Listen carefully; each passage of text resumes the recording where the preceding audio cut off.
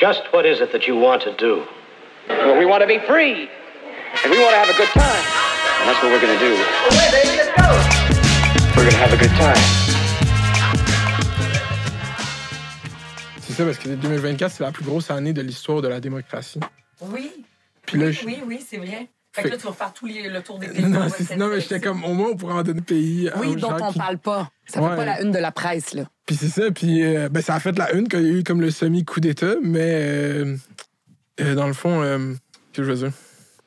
Ouais, le monde s'attendait pas assez. Puis surtout, on a tout ça un regard sur les élections en Afrique, comme que c'est comme un peu barbarique ou whatever, mais même dans cette situation tendue, il y avait des manifestations, des émeutes, mais il y aurait eu la même chose ici. Ouais. Puis les Sénégalais, c'est tellement une culture qui est comme politique. Les gens là-bas, c'est tellement tout plus... le monde est politisé, là? Pas tout le monde, je dirais, mais comme moi, beaucoup de gens que je croisais, tu pouvais genre être à une phrase, puis là, boum, on parle de politique, boum, ils parlent de la France, ils parlent de Vincent Bolloré, direct, ils sont comme, oui, c'est lui qui contrôle le port, non. Tu sais, quand je suis arrivé, le chauffeur de taxi, c'est la première chose qu'il m'a dit, ouais, ben, les Français contrôlent l'aéroport, contrôlent le port, tu sais, c'est comme... C'est full le néocolonialisme, mais genre, c'est ça qui parle. Mais ils sont conscients de ça. Mais au Québec, il n'y a pas ça. Non, mais au Québec, on est beaucoup plus vers les blagues. On aime ça faire des... Oui, sur la politique. Ouais, là, c'est commencé, c'est comme ça. Hein, ouais, là, c'est comme... Ouais, c'est ça. On m'a dit, Riva, tu t'en rends pas compte, tout d'un coup, ça commence. Fait que j'ai pris conscience en même temps qu'on jasait. C'est ça, moi, c'est genre la formule un peu, tu sais, comme... J'aime ça. C'est ça, capturer la rencontre. Comme t'es rentré littéralement 45 secondes. C'est parfait, ça. C'est ça, fait qu'au Sénégal, c'est fou, mais là-bas, moi, c'est qu'un semi-voyage, semi-travail, genre, je fais une vidéo. Mais c'est une vidéo pour toi, là, pour ma chaîne YouTube. Ouais, ta chaîne. Oui. Puis là, je suis arrivé là-bas, puis finalement, j'ai comme réussi à comme incruster... parce que dans le fond, qu'est-ce qui arrive, c'est que le champion du peuple, Ousmane Sonko, était emprisonné. Mm-hmm. Puis son parti avait été rendu illégal par le président en place. Mais il continuait à se réunir, à s'organiser, mais illégalement.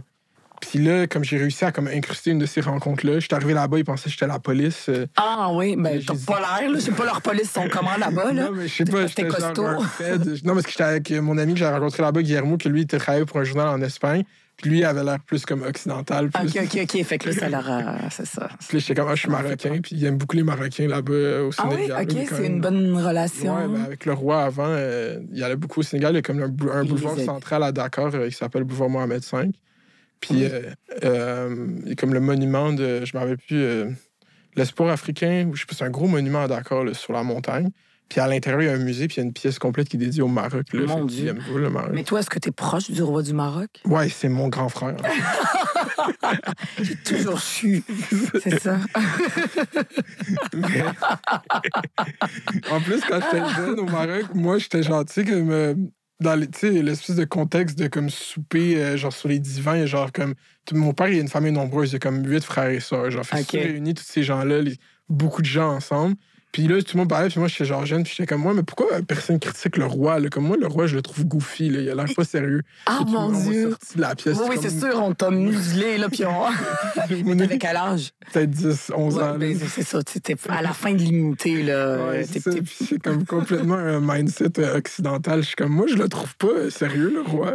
Mais attends, toi, t'es né au Maroc? Je suis né ici. Ouais, c'est ça, t'es né ici. Ouais. Mais tu vas là-bas parce que ta famille est là-bas. Ouais, quand j'étais jeune, j'étais chanceux.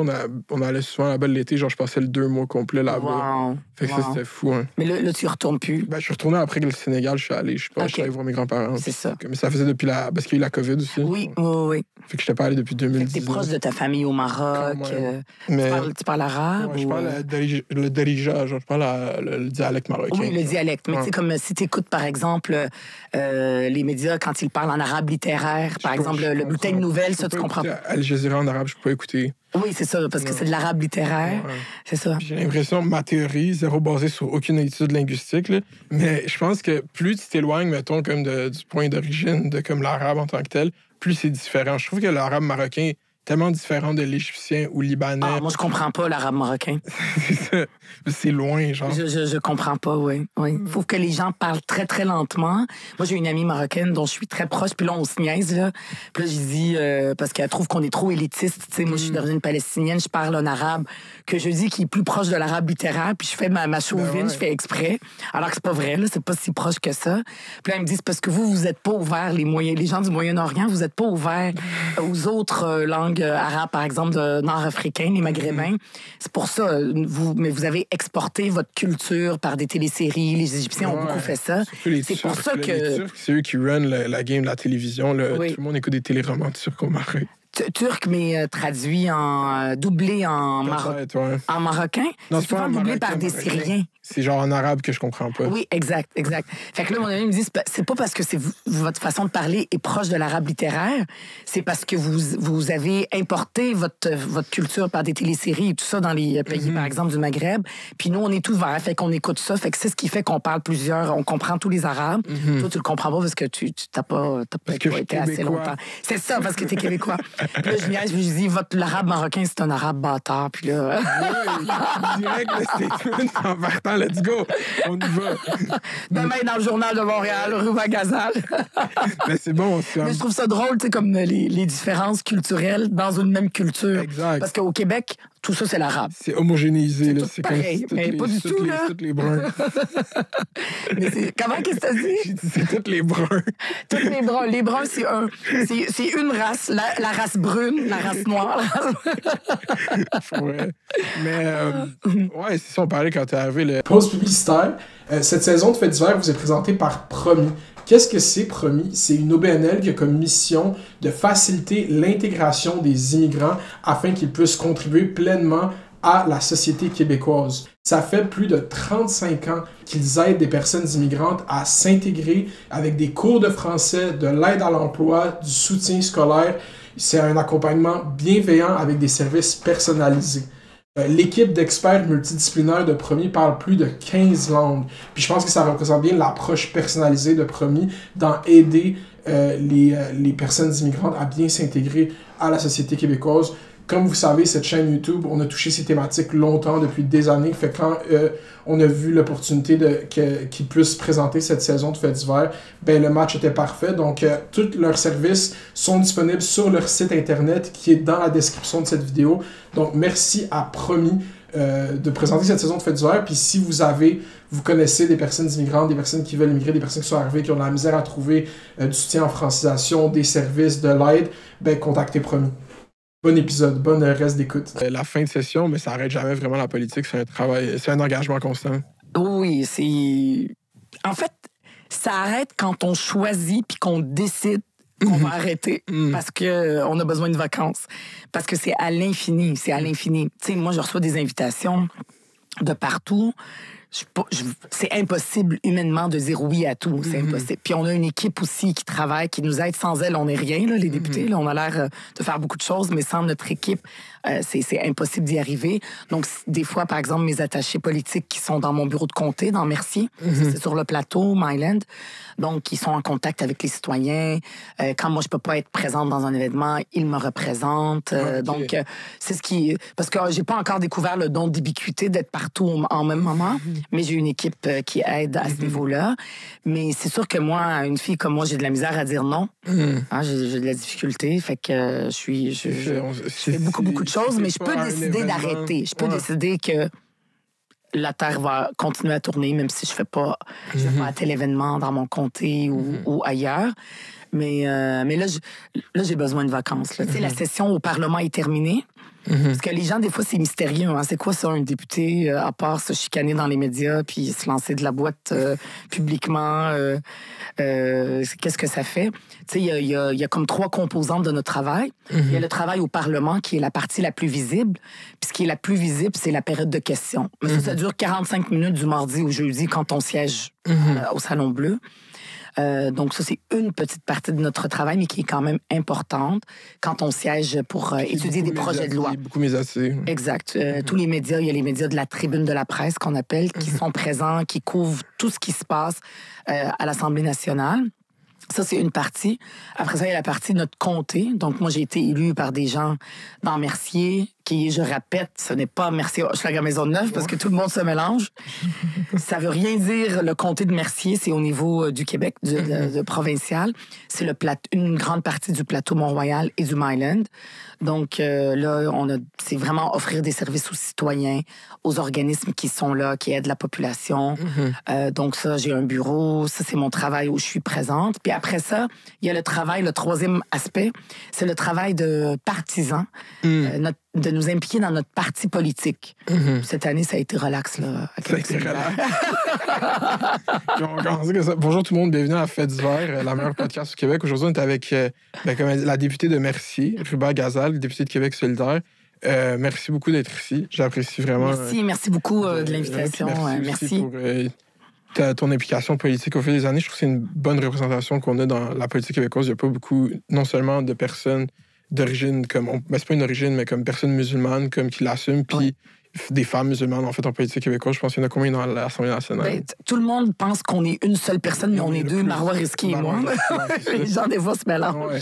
Mais, fait que, je suis content que tu sois ici. Puis, ça, tu parlais un peu, ça a été un printemps facile chez Québec solidaire, c'est le contraire. Moi, j'avais reçu Catherine Dorion quand elle a sorti son livre. Puis, la lecture de son livre, c'est vraiment comme intéressant parce que moi, j'aime justement, c'était comme l'espèce de mix entre la télé-réalité et la politique. Moi, je trouve que c'est les choses qui sont très proches. Puis son livre, ça m'a donné comme une espèce de backstage à ça. Puis j'adorais ça. Juste si on commence, parce que puis Catherine s'est bien racontée. Là. Elle a un talent de conteuse que moi, j'ai pas. Donc, elle raconte des histoires. Ouais, c'est ça. Puis si on commence, je pense, la Discord, je pense... Ben, en fait, moi, la déconnexion de Québec solidaire et ses militants, puis quand j'avais reçu Gabriel Nadeau-Dubois, j'avais dit, je pense que c'est quand vous avez voté pour la loi 96. Je pense que ça a été une rupture quand même bonne. Moi, j'ai fait une vidéo dans une espèce de mouvement communiste qui s'appelle socialiste, la riposte. C'est genre un journal. J'étais allé, les Spears définissent comme des militants de Québec solidaire. Puis j'étais allé leur parler, puis tout le monde était comme « Oh non, ils ont voté pour la loi. » Ça, c'était comme collé à ce moment-là. C'était au moment. Parce qu'aujourd'hui, il n'y a pas grand monde qui m'en parle. Oui, mais les mouvements de fond, ils commencent de même, j'ai l'impression. Puis là, ça déboule, puis là, le livre sort, puis là, c'est comme... Mais c'était comment... Si on commence juste au livre, c'était comment, toi, que tu as vécu? Est-ce que tu l'as lu, le livre, au complet? Oui, bien sûr, je l'ai lu... très, très, très vite, là. C'est important. Puis moi, Catherine, je veux dire, on a siégé ensemble, puis je l'aime, là, cette femme-là. Là. C'est une femme intelligente qui est comme une étoile filante de la politique. Puis c'était clair, là, Catherine, c'est pas quelqu'un que tu peux mettre dans un cadre, là. C'est pas possible, là. C'est impossible. Ça ne marche pas avec sa personnalité. Puis, donc, tu sais, on le voyait dès le début que... elle et la politique, ça marche. Parce que c'est très... comment dire? C'est comme un... C'est un travail d'équipe, la politique, à moins de siéger puis d'être indépendant. Mais ça marche pas très bien. Souvent, les gens qui siègent indépendants, c'est parce qu'ils se sont chicanés avec leur parti, ils quittent. Oui, ils vont se présenter au Parti conservateur. Oui, exact. Après, mais c'est ça. C'est que s'ils se représentent comme indépendants, parce qu'il y en a, hein, quand les gens viennent pour voter, il y a des gens qui sont indépendants tout seuls.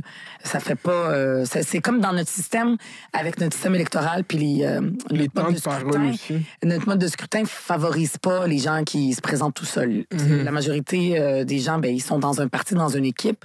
Fait que c'est sûr qu'une équipe, quand on a des débats, on les a en interne et tout ça. Puis à un moment donné, on a comme une sorte, ce qu'on appelle la ligne de parti, qui est très, très critiquée, qui est comme une mauvaise chose parce qu'on peut pas dire ce qu'on a sur le cœur.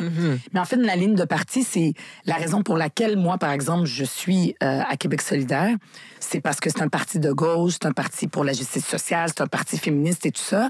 Fait que ça, c'est les grands principes qui fait qu'on est d'accord. Si quelqu'un, à un moment donné, dit, tiens, moi, je suis... contre le droit à l'avortement et donc je vais sortir, là, tu respectes pas l'esprit de la famille, disons. Mais des fois, ça peut être rigide, beaucoup plus rigide, puis c'était clair qu'avec Catherine, c'était pas... elle pouvait pas rentrer dans le rang, là. On pouvait pas la faire rentrer dans le rang. Mais c'était quelqu'un qui apportait quelque chose de rafraîchissant, qui faisait en sorte que des gens...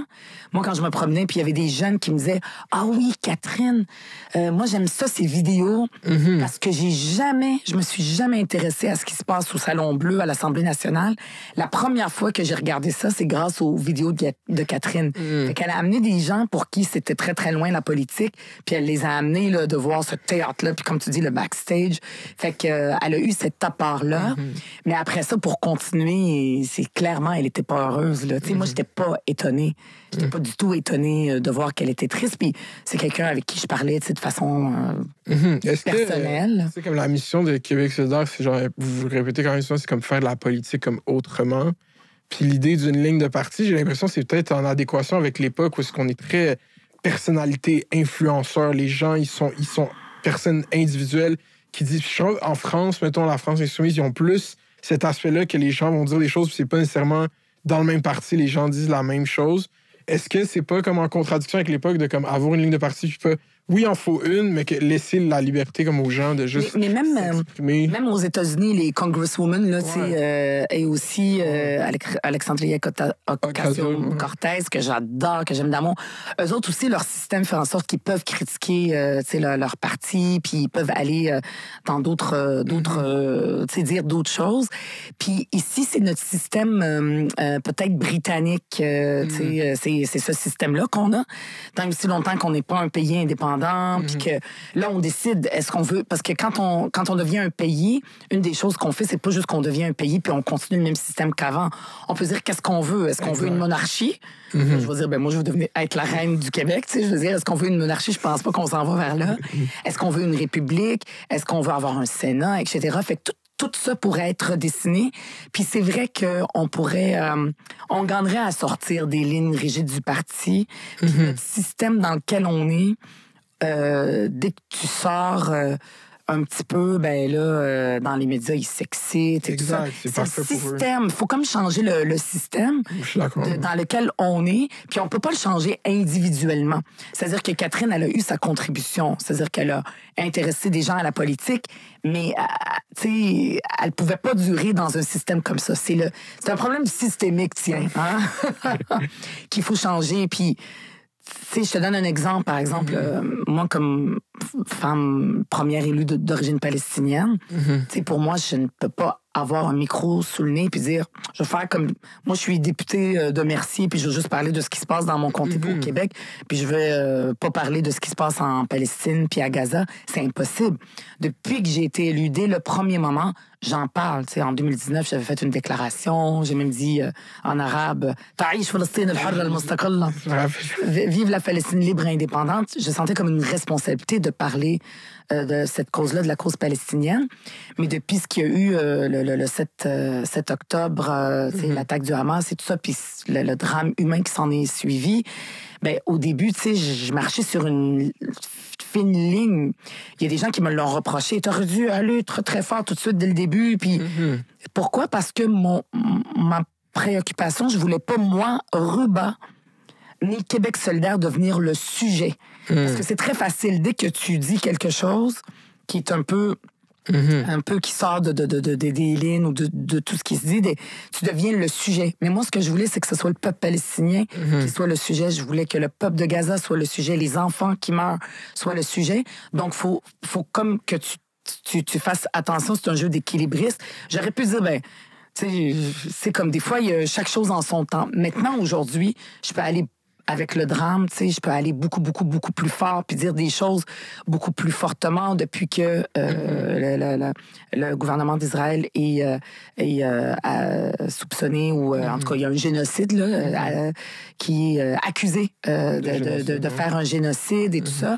Fait que ce que j'essaie de te dire, c'est que on peut dire, je vais juste sortir puis dire mon opinion puis tout ce que j'ai sur le cœur, comme monsieur, madame, tout le monde, mais il y a une responsabilité qui vient avec parce qu'on devient vite le sujet. Puis ça, c'est une pression très forte. Puis Catherine en a parlé à quel point elle avait une souffrance de toutes les attaques des médias. Puis elle fait le procès des médias tout en sachant qu'ils vivent une crise. Et c'est un discours très, très important. Mais c'est comme... Moi, par exemple, ce n'est pas la bataille que je veux mener parce qu'il faut choisir nos batailles. Puis me battre avec les médias, mon Dieu, je me dis, c'est insurmontable. Que je choisis. Mais c'est une bataille qu'il faut avoir parce que les médias vivent une crise en ce moment. Puis il y a toute cette bataille du clickbait et tout ça. Maintenant, moi, comme personne qui est impliquée dans le Québec solidaire depuis sa fondation, un parti de gauche, on a envie d'être une voix forte. On a besoin de la gauche là, avec la montée de la droite partout à travers le monde, puis au Québec, puis au Canada avec l'arrivée de Poilievre. Donc, je me dis, quel sujet, là, sur quoi on s'attaque, là? On peut pas tirer partout.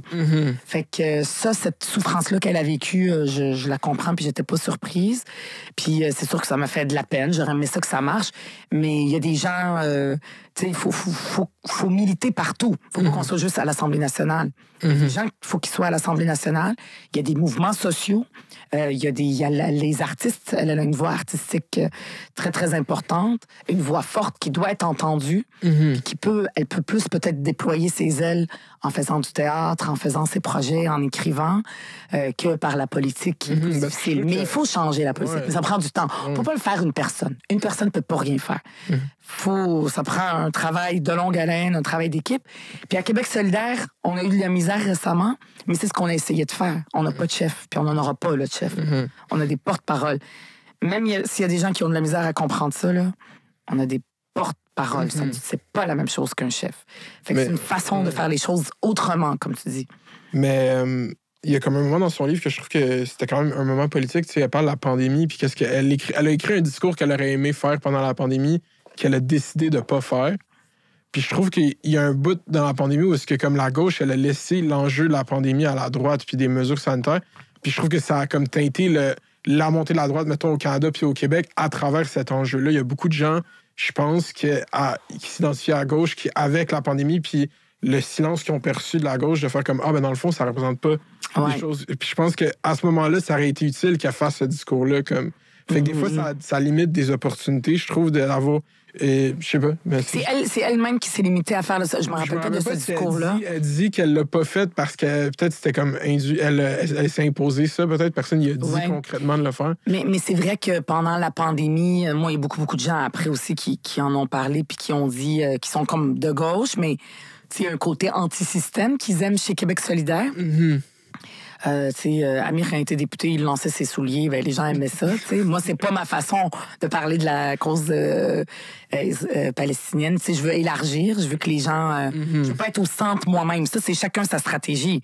Moi, personnellement, en accord avec moi-même, je veux pas que ça devienne ruban, le sujet. Ouais, je comprends. Je veux que ce soit la cause et tout ça. Puis ça prend du temps. C'est un peu plus parce que les médias, tranquille. Sont bons parce qu'ils aiment ça avoir un bouc émissaire. C'est comme, regardez, c'est parfait pour les clics. Exact. Puis il y a des gens qui sont capables de vivre avec ça, mais ce qui est important, c'est d'être authentique, être soi-même. Puis moi, par exemple, je suis pas capable de faire ça. Amir, lui, il le faisait. Fait qu'il y a un côté anti-système de Québec solidaire qui s'est peut-être perdu à travers le temps. Mais ça veut pas dire qu'il est disparu du tout. Parce qu'on continue à être un petit peu anti-système en ne voulant pas avoir un chef qui décide de tout. En voulant avoir 2 co-porte-parole, ça crée des défis. En voulant avoir la parité, on veut qu'il y ait au moins 50% de femmes.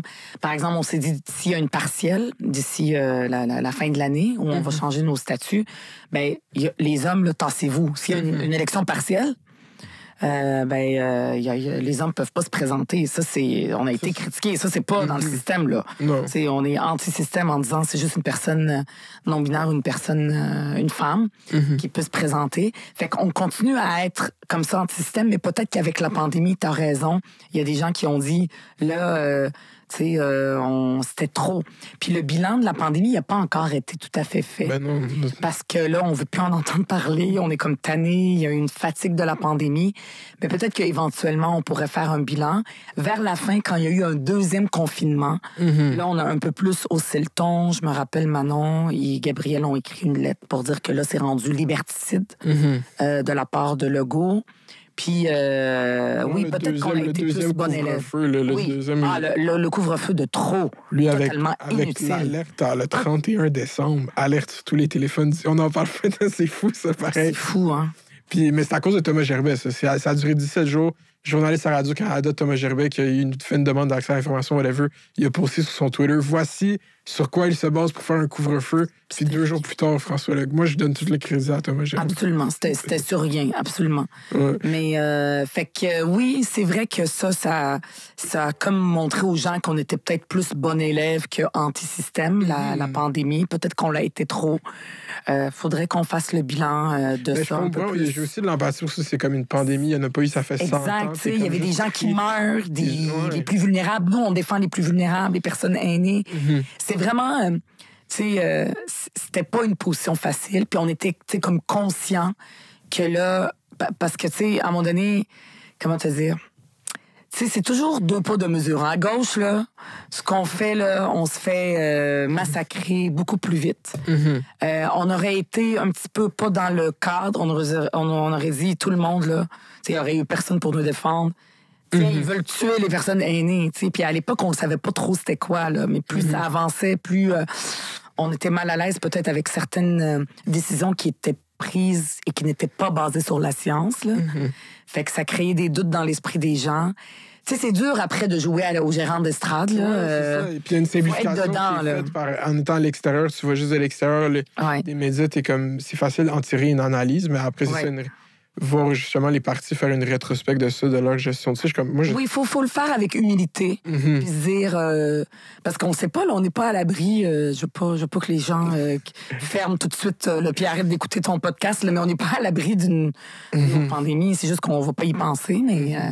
tu sais, les choses vont pas vers le mieux. Le fait que tu mentionnes ça, c'est comme un gros plan organisé pour préparer le terrain. Oui, tout de suite après, je m'en vais dans le laboratoire. À Davos. Mais c'est ça, fait tu sais, pour nous aussi, c'est comme l'automne dernier, la dernière course à la chefferie, que toi, t'as terminé, je pense, au co-porte-parole. Ah, c'est vrai, au co-porte-parole, t'as fini à 2 voix, je pense. 3 voix. Oui, il y a 3 personnes que je suis allée chicaner parce qu'elles n'étaient pas présentes. Mais après, parce qu'elles n'étaient pas présentes, wow. Mais non, mais la réalité, c'est que... l'abstention? Non, c'est une blague que je fais parce que pour voter, on pouvait pas voter dans le confort de son salon. Il fallait être présent à Gatineau. C'est un congrès au mois de novembre dernier où pour voter, il fallait que tu sois physiquement présent à Gatineau pendant 3 jours. Puis que tu sois délégué. Puis que tu sois délégué. Puis il y a comme tout un processus pour te faire élire avant pour voter. Fait que, tu sais, moi, j'ai dit à beaucoup de gens, j'ai une sœur qui a 2 enfants en bas âge. Ils disaient, comment je fais pour voter? Je disais, non, reste chez vous, là, tu pourras pas. C'est système-là de délégué à Québec-Solidaire? C'est un système qui existait depuis le début, c'est-à-dire qu'on veut s'assurer, par exemple, à l'époque, quand ça a été instauré, on veut s'assurer que ça ne soit pas... juste la personne la plus populaire qui est capable de vendre le plus de cartes de membres qui puisse faire voter, que ce soit pas facile. Mais on est en train de revoir nos statuts. Ça va être revu en novembre prochain. Mais là, il y a une nouvelle course qui s'annonce depuis le départ des milices et on va utiliser le même système, malheureusement, avec des délégués, le même système, mais probablement il va y avoir une nouvelle façon pour la prochaine fois. Ça va être tous les membres pourraient voter. Je pense pour avoir une stratégie comme hybride, genre avec les deux qui ont un certain différent. Tu sais, parce que moi, les délégués, tout ce que ça me fait penser, c'est comme la course de Bernie Sanders contre Hillary Clinton. C'est comme les super délégués du Parti démocrate qui ont fait rentrer Hillary Clinton quand clairement Bernie Sanders avait plus de momentum, ça a amené à la victoire de Trump éventuellement. C'est ça, c'est que, tu sais, chaque système, c'est comme le mode de scrutin, chaque système a ses qualités puis ses défauts.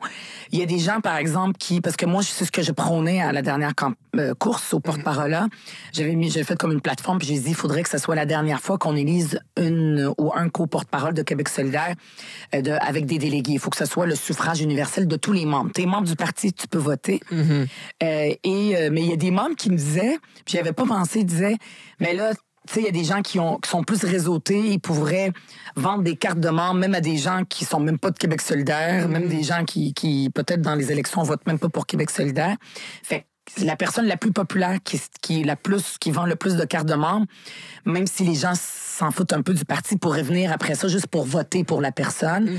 Alors que nous, on veut que ce soit les militants investis, qui connaissent le parti, qui travaillent, qui veulent réfléchir à son avenir, qui prennent les décisions.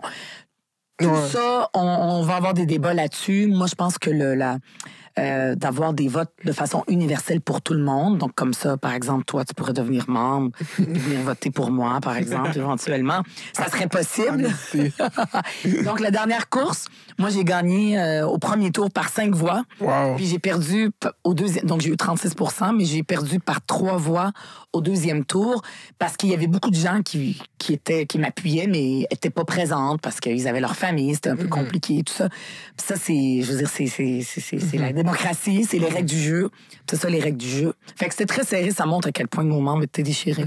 Mais maintenant qu'elle a démissionné de son rôle de co-porte-parole, est-ce que tu dis comme, si j'avais gagné, on serait pas allé à travers tout ça. Avec les si puis les hypothèses, moi, je dis souvent, avec les si, on peut se rendre jusqu'à la Lune, là, tellement on peut tout réécrire l'histoire.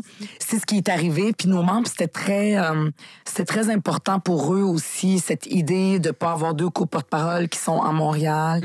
Puis il y a toute cette idée de sortir des grands centres, d'aller vers les régions et tout ça. Puis ça, c'est une idée partagée par tout le monde. Je veux dire, mais c'est moi pas ça, aussi. justement, qui a fait que ça n'a pas fonctionné quand elle était là. C'est le fait qu'elle était... C'est peut-être plus le fait, puis ça, elle l'a dit, là, puis elle est sortie dans les médias pour le dire, peut-être le fait de ne pas avoir été élue. Si elle avait été élue à Rouyn-Noranda-Témiscamingue, peut-être que les choses auraient été plus faciles parce qu'elle aurait eu plus de ressources et tout ça. Fait que c'est des choses... Il y a toutes sortes de circonstances qui font que ça a été plus difficile. Puis ça démontre que dans notre parti, dans la réforme des structures qu'on est en train de faire, et qui vont être votées en novembre, là, en même temps que l'élection de la nouvelle co-porte-parole, il faut qu'on soit plus prêt à ce que des gens qui sont pas élus députés qui puissent exercer cette fonction. Puis tous les autres partis le font. Par exemple, le Parti libéral du Québec, le SPP, il a été extra-parlementaire avant d'être élu aussi. Éric Duhem est toujours extra-parlementaire. Donc, c'est quelque chose qui doit être possible, très, très important. Puis il faut notre structure de notre parti soit prête. Puis malheureusement, on a échoué. Puis le parti n'était pas prêt, visiblement, à accueillir une personne extra-parlementaire, à donner autant de visibilité. Puis en ayant 2 co-porte-parole et non pas un seul chef, ben là, il faut peut-être définir c'est quoi le rôle de l'un versus le rôle de l'autre. Ça fait 18 ans qu'on fonctionne comme ça. Ça fonctionnait bien jusqu'à maintenant. Mais là, avec l'existence d'un groupe parlementaire, où est-ce qu'on a des élus un peu plus nombreux à l'Assemblée nationale, tout ça, il y a une structure à changer pour s'assurer que ça fonctionne bien. Moi, je suis très, très, très, très triste. J'ai été extrêmement troublée par ce qui s'est passé par le départ d'Émilie. Moi, j'ai ce parti-là tatoué sur le cœur. Je suis née membre fondatrice. Moi, j'ai siégé sur le premier comité de coordination nationale. C'est comme un CA du parti de 2006 à 2011. Je me suis présentée aux élections au début, là, quand il n'y avait pas de lumière là, au fond du tunnel. Là, avant, quand personne n'y croyait, quand tout le monde disait « Ah, ce parti-là va mourir de sa belle mort ». Donc, je m'étais présentée en 2007, en 2008, dans Laurier-Dorion. J'ai été présente, même, je connais Manon depuis 2004, avant qu'elle soit Big Manon. Avant qu'elle soit une icône. Françoise David, avant qu'elle soit une icône. Amir Kadir, j'étais dans la vingtaine, là, 26 ans, 27 ans. Puis je me suis impliquée dans ce parti depuis ses débuts. Pas pour devenir députée, mais c'est vraiment parce que je croyais... Par militantisme. Par militantisme. J'ai été bénévole, militante jusqu'en 2018 avant d'être élue. Là. Mais moi, cette course-là, la course en Abitibi, c'est quoi dans la circonscription? C'est ça? Rouyn-Noranda-Témiscamingue. C'est ça. Je l'ai comme la soirée électorale, on l'avait vraiment suivi, c'était comme crève-cœur, parce que même si c'était pas pour Québec solidaire, comme elle a vraiment eu un impact dans tout le discours médiatique qui est autour de cette région, la fonderie Horn, tout, c'est le fait qu'il y ait une voix dissonante dans cette région du Québec, que ce soit, on pourrait dire n'importe quel autre parti au pire, mais Québec solidaire, puis je pense pas que ça aurait été la même chose avec n'importe quel autre parti, mais ça apportait une richesse à cette région-là, puis c'était comme, est-ce que vous avez fait un post-mortem de cette course-là, comme qu'est-ce qui s'est passé, comme comment la CAQ est rentrée là? Mon Dieu. Oui, on a fait beaucoup de... le bilan là, de cette campagne-là, de façon générale, les erreurs qui ont été commises pendant la campagne et tout ça, puis qui a fait que dans beaucoup de régions un peu plus éloignées, même dans les chiffres, on a reculé et tout ça. Tu sais, on s'est maintenu au niveau national. On est le seul parti qui se sont maintenus. On a quand même eu plus de députés. On avait perdu Émilie, mais on a eu une députée de plus. On était 10, on était rendu 11. Puis là, après ça, on est rendu 12 avec l'élection de Guillaume Clich-Rivard à Saint-Henri-Sainte-Anne. Comme tu dis, Émilise, la perte d'Émilise, c'est pas juste une perte en 2022, c'est pas juste une perte pour Québec solidaire, mais pour toute la région. Émilise était rendue la porte-parole de la région de l'Abitibi-Témiscamingue. Il y a 3 circonscriptions. Elle était députée de Rouyn-Noranda-Témiscamingue, mais elle était la porte-parole de toute la région parce que les autres députés de la CAQ pouvaient pas trop parler. C'est ça. Fait que la voix de la région était pas entendue. Puis c'est encore pire maintenant parce qu'aucun des 3 députés de la CAQ, parce que c'est tout maintenant caquiste, ni ministre. Donc, la région s'est affaiblie. Là. La voix de la région est affaiblie.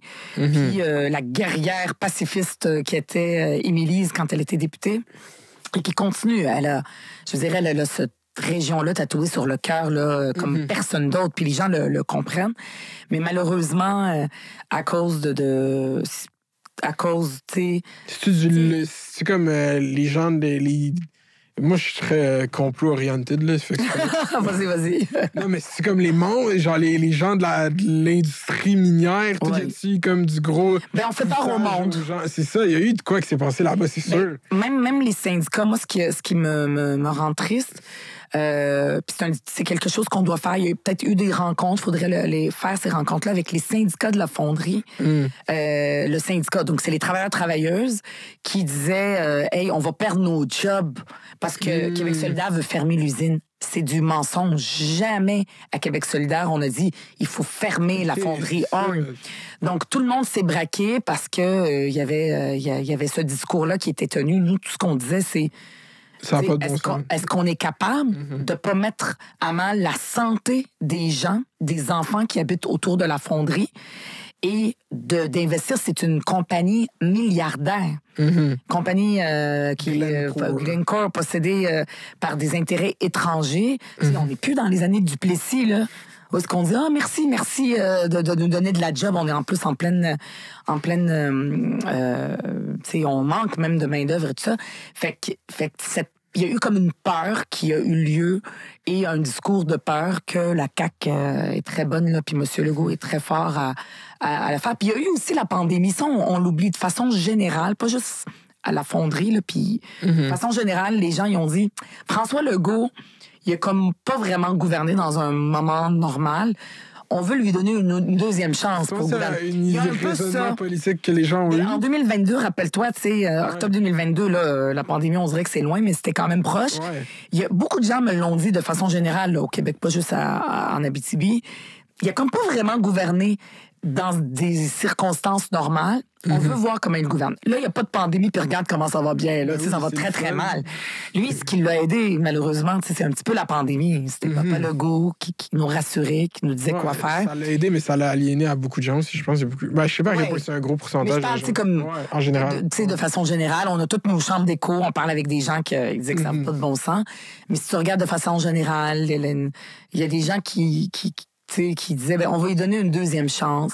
Il y a les erreurs, comme je disais, qu'on a fait, par exemple. Ça, c'est intéressant, mettons, parce que justement, moi, je trouve que le meilleur moment électoral de Québec solidaire, comme que j'ai vu, c'est les 3 dernières semaines de la campagne de 2018. Je pense que là, il y avait un bon moment. C'est ça qui vous a amené à comme 10 députés. Ces 3 semaines. Il y avait de quoi qui se passait. Puis je pense que l'Internet participait beaucoup. Vous aviez une bonne présence en ligne, des bons discours. Je sais pas ce qui s'est passé. Mais là, cette ère d'aller là, comme j'ai l'impression que vous l'avez pas comme repris en 2022. On n'a pas eu ce moment magique. Tu sais, on avait aussi des artistes qui ont fait des affiches et tout ça.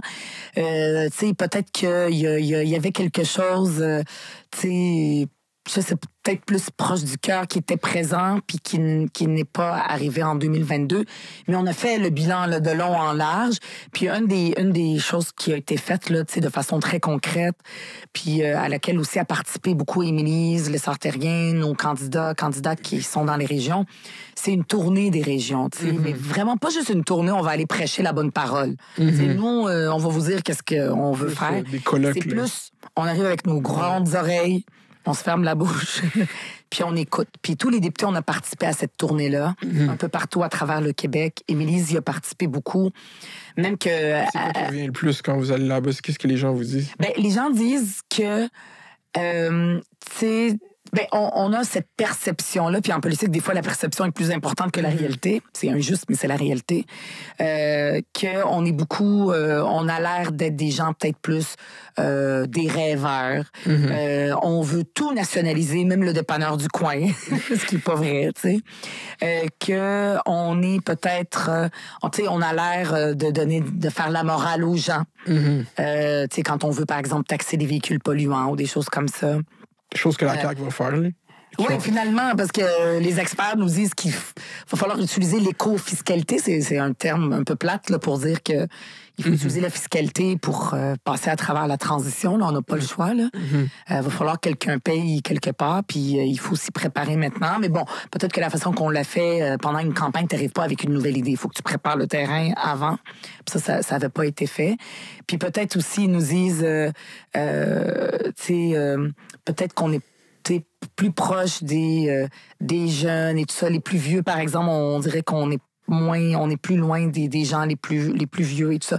Mais là, en ce moment, avec la question de la crise du logement, on était très, très présents pour protéger, puis on a réussi là, à convaincre la CAQ, ce qui n'est pas une mince affaire, à protéger les locataires aînés avec la loi Françoise David qui a été finalement adoptée à la sauce un peu plus CAQ, mais qui va quand même protéger les locataires aînés.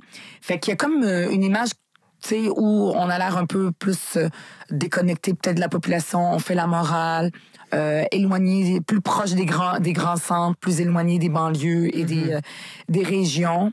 Alors que, c'est un travail réel, là, vraiment, vraiment concret qu'on a fait avec nos membres, d'aller partout dans les régions. Puis on est arrivé avec une déclaration que Émilie avait lue avant la déclaration de Saguenay, où est-ce que c'est des grands principes, c'est comme une carte de visite pour les régions, où est-ce qu'on reconnaît, par exemple, l'UPA. Émilie était très, très proche de l'UPA. Ça, c'est l'Union des producteurs agricoles. Mais nos membres nous ont dit, attention, on veut qu'il y ait une pluralité aussi quand même. On reconnaît l'importance de l'UPA. On tend la main aussi, puis on veut travailler avec eux. Je suis juste pas familier avec ça. Parce que nous, dans notre programme, on disait qu'on voulait la pluralité. On veut la pluralité des syndicats. On veut pas qu'il y ait un monopole. On veut aller contrer le monopole. Là, finalement, ce qui a été dit, puis nos membres nous ont dit, on veut pas garder un monopole. Ce qu'on veut, c'est reconnaître l'importance de l'Union des producteurs agricoles, qui a une importance, c'est la réalité. Puis on veut la reconnaître, ce qu'on faisait pas avant dans notre programme. OK, ouais, je comprends. Mais en même temps, si on veut pas non plus... s'il y a une diversité des syndicats, c'est comme un syndicat, un peu comme l'UDA ou des choses comme ça. S'il y a une diversité des syndicats, ça serait aussi... C'est une bonne chose. Fait que c'est comme nos membres ont trouvé des voies de passage. Fait que Québec solidaire est très... ça a toujours été ça. Là. Les gens nous voient comme des pragmatiques, pas des pragmatiques, comme des gens extrémistes, radicaux, tout ça. Mais on a toujours été plus... on réfléchit ensemble. C'est pas un chef qui décide. Puis pour réfléchir ensemble, c'est beaucoup plus compliqué. C'est beaucoup plus long. Mais on peut aller plus loin. Fait qu'on trouve des voies de passage. Fait que ça a été la déclaration de Saguenay là, qui a résulté de toute cette tournée des régions qu'on a fait ensemble, à laquelle, comme je disais, a participé Émilise. C'est pour ça, d'ailleurs, Émilise, elle m'a dit, quand elle était porte-parole au début de l'année, elle m'a dit, il y a une autre campagne, la campagne Nouveau-Québec, pour promouvoir l'indépendance du Québec. C'est nos membres qui nous l'ont demandé. Elle m'a dit, moi, j'aimerais ça me concentrer plus sur la tournée des régions. Si tu pouvais, toi, porter cette campagne Nouveau-Québec, parce que j'en ai beaucoup, beaucoup parlé pendant la course. Puis ça a été comme bien, bien perçu. Là. J'ai eu du succès en parlant de l'indépendance à la sauce Québec solidaire l'année passée. Fait que, mais mettons, parce que tu as mentionné justement la crise du logement, puis il y a eu le projet de loi, je me rappelle plus du numéro de projet de loi qui a passé avec les sessions de bail. nous, on l'appelle la loi Françoise David. Non, pas cette loi-là, la loi avant qui a éliminé les sessions de bail. C'est quelle loi? La loi de... la loi actuelle là, que la CAQ a adoptée. Oui, mais non, mais ça, c'est juste par rapport à la question. Il y a ça, mettons, tu sais, comme enlever les sessions de bail, c'est comme un... Ben, pas les enlever, mais comme les règlements. Oui, l'autre loi, la loi de Duranceau. Je ne me rappelle plus du numéro, mais la loi Duranceau, puis il y a eu une mobilisation contre ça. Nous, on a été participés à ça. Ou juste maintenir l'ouverture d'un bureau du Québec à Tel Aviv. Quand il se passe des choses à l'Assemblée nationale qui, je sens, qui sont comme fondamentalement t'es contre, genre, puis je pense que ça t'est... Comment, juste personnellement, ça te fait sentir? Est-ce que t'es comme... Parce que, tu sais, ouvrir le bureau à Tel Aviv, en ce moment, c'est comme complètement absurde. Ça fait aucun sens. C'est une aberration, même. Inutilité. Je veux dire, moi, quand je suis à l'Assemblée nationale, puis que j'entends Martine Biron, qui est la ministre des Relations internationales, puis François Legault, parce que Gabriel a interpellé François Legault à plusieurs reprises sur... Il y a un génocide en ce moment. Netanyahou et son gouvernement sont accusés de crimes de guerre. Puis vous trouvez que la chose la plus importante pour le Québec, c'est d'ouvrir un bureau du Québec à Tel Aviv. Ce qui m'étonne, parce que, tu sais, je suis assise vraiment proche là, de François Legault quand il répond, puis je le regarde dans les yeux, là. Lui, il me regarde pas, mais moi, je le regarde. Puis, il y a une insensibilité. Moi, je sens une insensibilité ou une déconnexion. Il doit se dire, regarde, ça fait pas gagner des votes au Québec, cette question-là, fait que c'est pas grave. Ce qu'il fait, c'est Ponce Pilate. Je m'en lave les mains. Ce qu'il nous dit, c'est, moi, je fais pas de politique. C'est pas à moi de juger ce que les autres pays font. Moi, je fais de la business. Je veux pas m'immiscer dans ce conflit-là, comme si c'était un petit conflit de rien.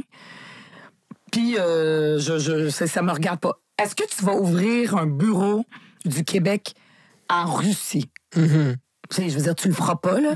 Pourquoi tu le fais à Tel Aviv? En ce moment, où il y a un génocide, il y a comme une déconnexion, une insensibilité que je ne m'explique pas. Puis pendant que je suis à l'Assemblée nationale, moi, je me contiens pas. Je veux dire, on sait, on est tout le temps fâchés, parce qu'on est tout le temps, on n'a pas la même vision du monde avec ce gouvernement-là. Puis des fois, je peux pas m'empêcher. Puis pendant une réponse, une fois, j'ai dit, c'est dégueulasse. Oh, wow. Une fois, j'ai dit ça. Mais là, tu sais, souvent, je dis des affaires comme ça quand j'ai pas le micro. Puis on pense qu'on n'est pas entendu. Mais là, cette fois-là, il y a Simon Jolin-Barrette qui s'est levé puis qui a dit « C'est dégueulasse! » Ben, il n'y a pas de c'est dégueulasse. Il a dit « Ça n'a pas de bon sens ce que la députée de Mercier vient de dire. » Puis après ça, on a entendu parce que mon micro n'était pas ouvert. Tout le monde a pensé que j'ai dit un mot extraordinaire. J'ai juste dit « C'est dégueulasse. » Parce que c'est dégueulasse. Puis t'as eu genre un rappel à l'ordre. Ouais, il a fallu que je retire. Il a fallu que je retire le mot « c'est dégueulasse ». Mais eux, ils vont continuer à ouvrir leur bureau, par exemple. Mais moi, je peux pas dire « c'est dégueulasse ». Parce que moi, quand j'entends François Legault parler de ça, j'ai même pas l'impression qu'il est tant passionné par l'ouvrir ou ne pas l'ouvrir. C'est ça, hein? Une indifférence. Pire. Mais je pense qu'il y a quelqu'un qui doit pire. care dans son cabinet, dans whatever, il y a quelqu'un que ça y tient à cœur. Parce que sinon, je vois même pas comme en quoi... Parce que moi, j'adore suivre les membres du cabinet de François Legault sur Twitter. Moi, je suis Stéphane Gobey. Mon Dieu, oui! J'adore les suivre. Puis j'ai l'impression qu'eux, je check leurs tweets, puis eux sont plus passionnés à propos de ça que François Legault. Qu'est-ce qu'ils ont dit? Tu vois, moi, je suis pas ça pour ma santé mentale. Ben, que comme le Hamas, c'est des terroristes, puis qu'on s'en fout de puis que c'est pas... Je pourrais pas dire exactement, mais je les suis, puis j'ai l'impression que François Legault, là, si il était assis, là, il n'y a pas de micro, pas de caméra, on va dire en quelque quoi, il s'en calisse. Écoute, je pense que tu fais une bonne lecture. C'est exactement ça. Puis il doit se dire, je sais pas, parce que le premier ministre, il peut faire beaucoup de sondages. Tu sais, il y a comme un budget, j'imagine, pour ça. Là. Il rend pas ça public. Puis ils ont peut-être, je dis n'importe quoi, là, je parle à travers mon chapeau, ils l'ont peut-être pas fait, mais peut-être qu'ils ont regardé puis ils ont dit, est-ce que ça préoccupe les Québécois? Est-ce que ça a un impact sur mon vote? Vraiment qu'ils ont dit que non. Mais à un moment donné, on peut pas juste gouverner par sondage, ce qui est le sport préféré de François Legault. À un moment donné, il faut avoir aussi des convictions, puis une moralité, là, la morale ou les principes moraux doivent aussi nous guider. Puis l'histoire peut se rappeler de ce qu'on a fait comme geste ou pas. Qu'est-ce qu'on a fait? Est-ce qu'on s'est tué pendant un génocide? Quand un jour, on va regarder ça. Tu sais, aujourd'hui, à l'Assemblée nationale, on commémore le génocide au Rwanda. Puis là, il y a des discours de chacun des représentants de chaque parti politique. Puis on a une minute de silence. On commémore le génocide qui a eu lieu il y a plus de 100 ans en Arménie. On commémore l'Holocauste. Moi, c'est déjà arrivé que j'ai fait un discours pendant 1 minute pour parler de l'Holocauste. Donc, un jour, on va commémorer ce qui va se passer peut-être à Gaza. L'histoire va se rappeler de nous. Tu sais, à un moment donné, on peut pas juste réfléchir à aujourd'hui, maintenant, puis être totalement dans l'indifférence de ce qui se passe, de ce qui va arriver dans le futur. Puis c'est la réputation du Québec aussi. Supposons que moi, je conseille François Legault, puis je lui dis, garde, OK, t'auras peut-être pas des votes avec ça, mais tu sais, un jour, il y a aussi la réputation du Québec à travers le monde. Pourquoi est-ce qu'on ouvre, puis on tient à continuer à faire de la business avec Israël en même temps qu'il y a un génocide à quelques kilomètres de là? Pourquoi?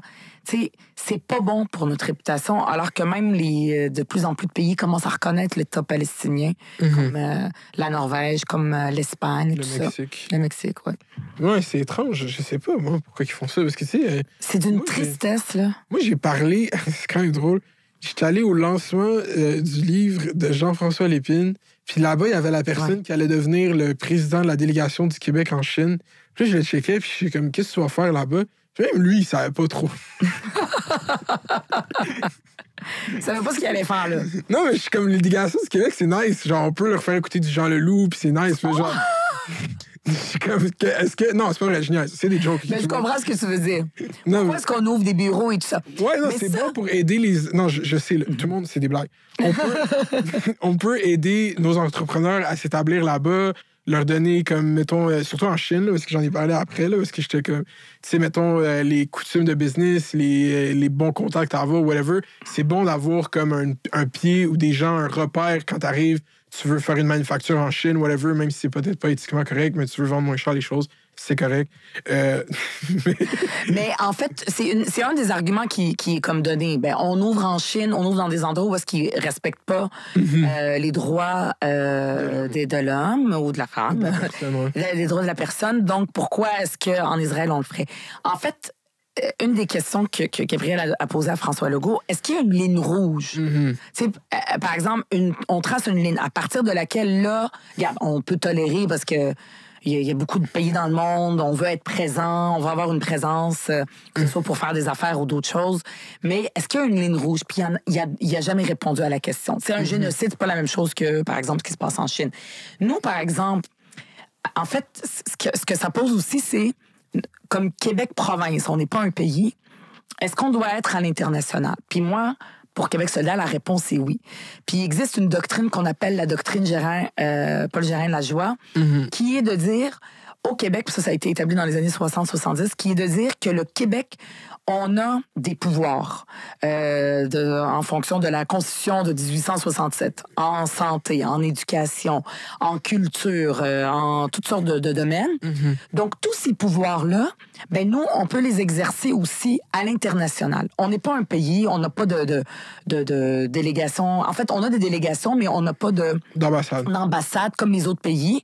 Mais on va choisir d'avoir des délégations. Et ça existe et c'est une bonne chose. Et à Québec solidaire, si on formait le gouvernement, on voudrait continuer d'avoir ça. Puis là, peut-être qu'on tracerait une ligne rouge. Dans quel pays on va être, dans quel pays on va pas être. Mais c'est pour faire aussi parler de notre culture. Oui, tu parlais de Jean Leloup et tout ça, mais on a des artistes pour aussi préparer le terrain à l'international pour avoir des appuis. Le jour où on va devenir un pays, on va avoir besoin d'être reconnu par des États à l'international. Donc ça se travaille. Mais la CAQ, depuis qu'ils sont arrivés, et je me rappelle très bien, j'ai fait une sortie avec Catherine Dorion, qui était responsable des relations internationales pour Québec solidaire. Ça, c'était avant la pandémie. Depuis que la CAQ est arrivée, ils ont dit, nous, là, notre politique, ça va être pas pour parler de la culture, puis du Québec, puis de préparer de quoi que ce soit, puis notre réputation à l'international. Nous, on va juste faire de la business. Fait qu'on va ouvrir nos bureaux, là, ça va être des bureaux c'est comme des comptoirs là, pour vendre de la fourrure, là, comme à l'époque. T'sais, on va faire de la business. Ça va être juste ça qui nous intéresse, point à la ligne. C'est très, très restreint comme vision de ce que le Québec peut faire à l'international, alors qu'on peut faire des choses, par exemple, pour l'environnement. Il y a beaucoup de discussions à l'international qui ont lieu. Le Québec a une voix, mais souvent, on dépend du fédéral, un État pétrolier, le Canada qui est un État pétrolier. On peut parler en notre propre voix, puis avoir une vision beaucoup plus grande que juste faire de la business pour nos petites entreprises. Mais parce que moi, dans ma tête aussi, cette espèce de poste c'est aussi comme les postes d'ambassade, c'est genre... mettons, un député ou quelqu'un a pris le blanc pour de quoi, là, on va attendre 2 ans, puis on va lui donner une délégation. Oui, c'est comme un prix de consolation. Oui, j'avoue, il y a un peu de ça. Puis là, on met des gens qui pensent comme nous et tout ça, là. Mais faudrait avoir une vision. Puis... C'est unique au monde? Y a-t-il d'autres provinces, pays qui sont... oui, il y en a qui ont des délégations. Tu sais, même la Palestine. Il y a la Palestine, ils ont... moi, je les appelle les ambassadeurs, mais c'est pas des ambassadeurs, c'est des consuls. De l'autorité palestinienne. De l'autorité palestinienne, à Ottawa, à Paris. Il y a d'autres États dans le monde qui ont ça. Des fois, par exemple, quand il y a des discussions, les COP, donc ça, c'est les grandes discussions internationales en lien avec la lutte au changement climatique. Rendez-vous chaque année. Il y a les États, ce qu'on appelle les États fédérés. Et le Québec en fait partie. Donc, c'est pas des États indépendants, mais qui ont quand même des gouvernements, qui ont une voix au chapitre et qui peuvent avoir une certaine influence diplomatique à travers le monde.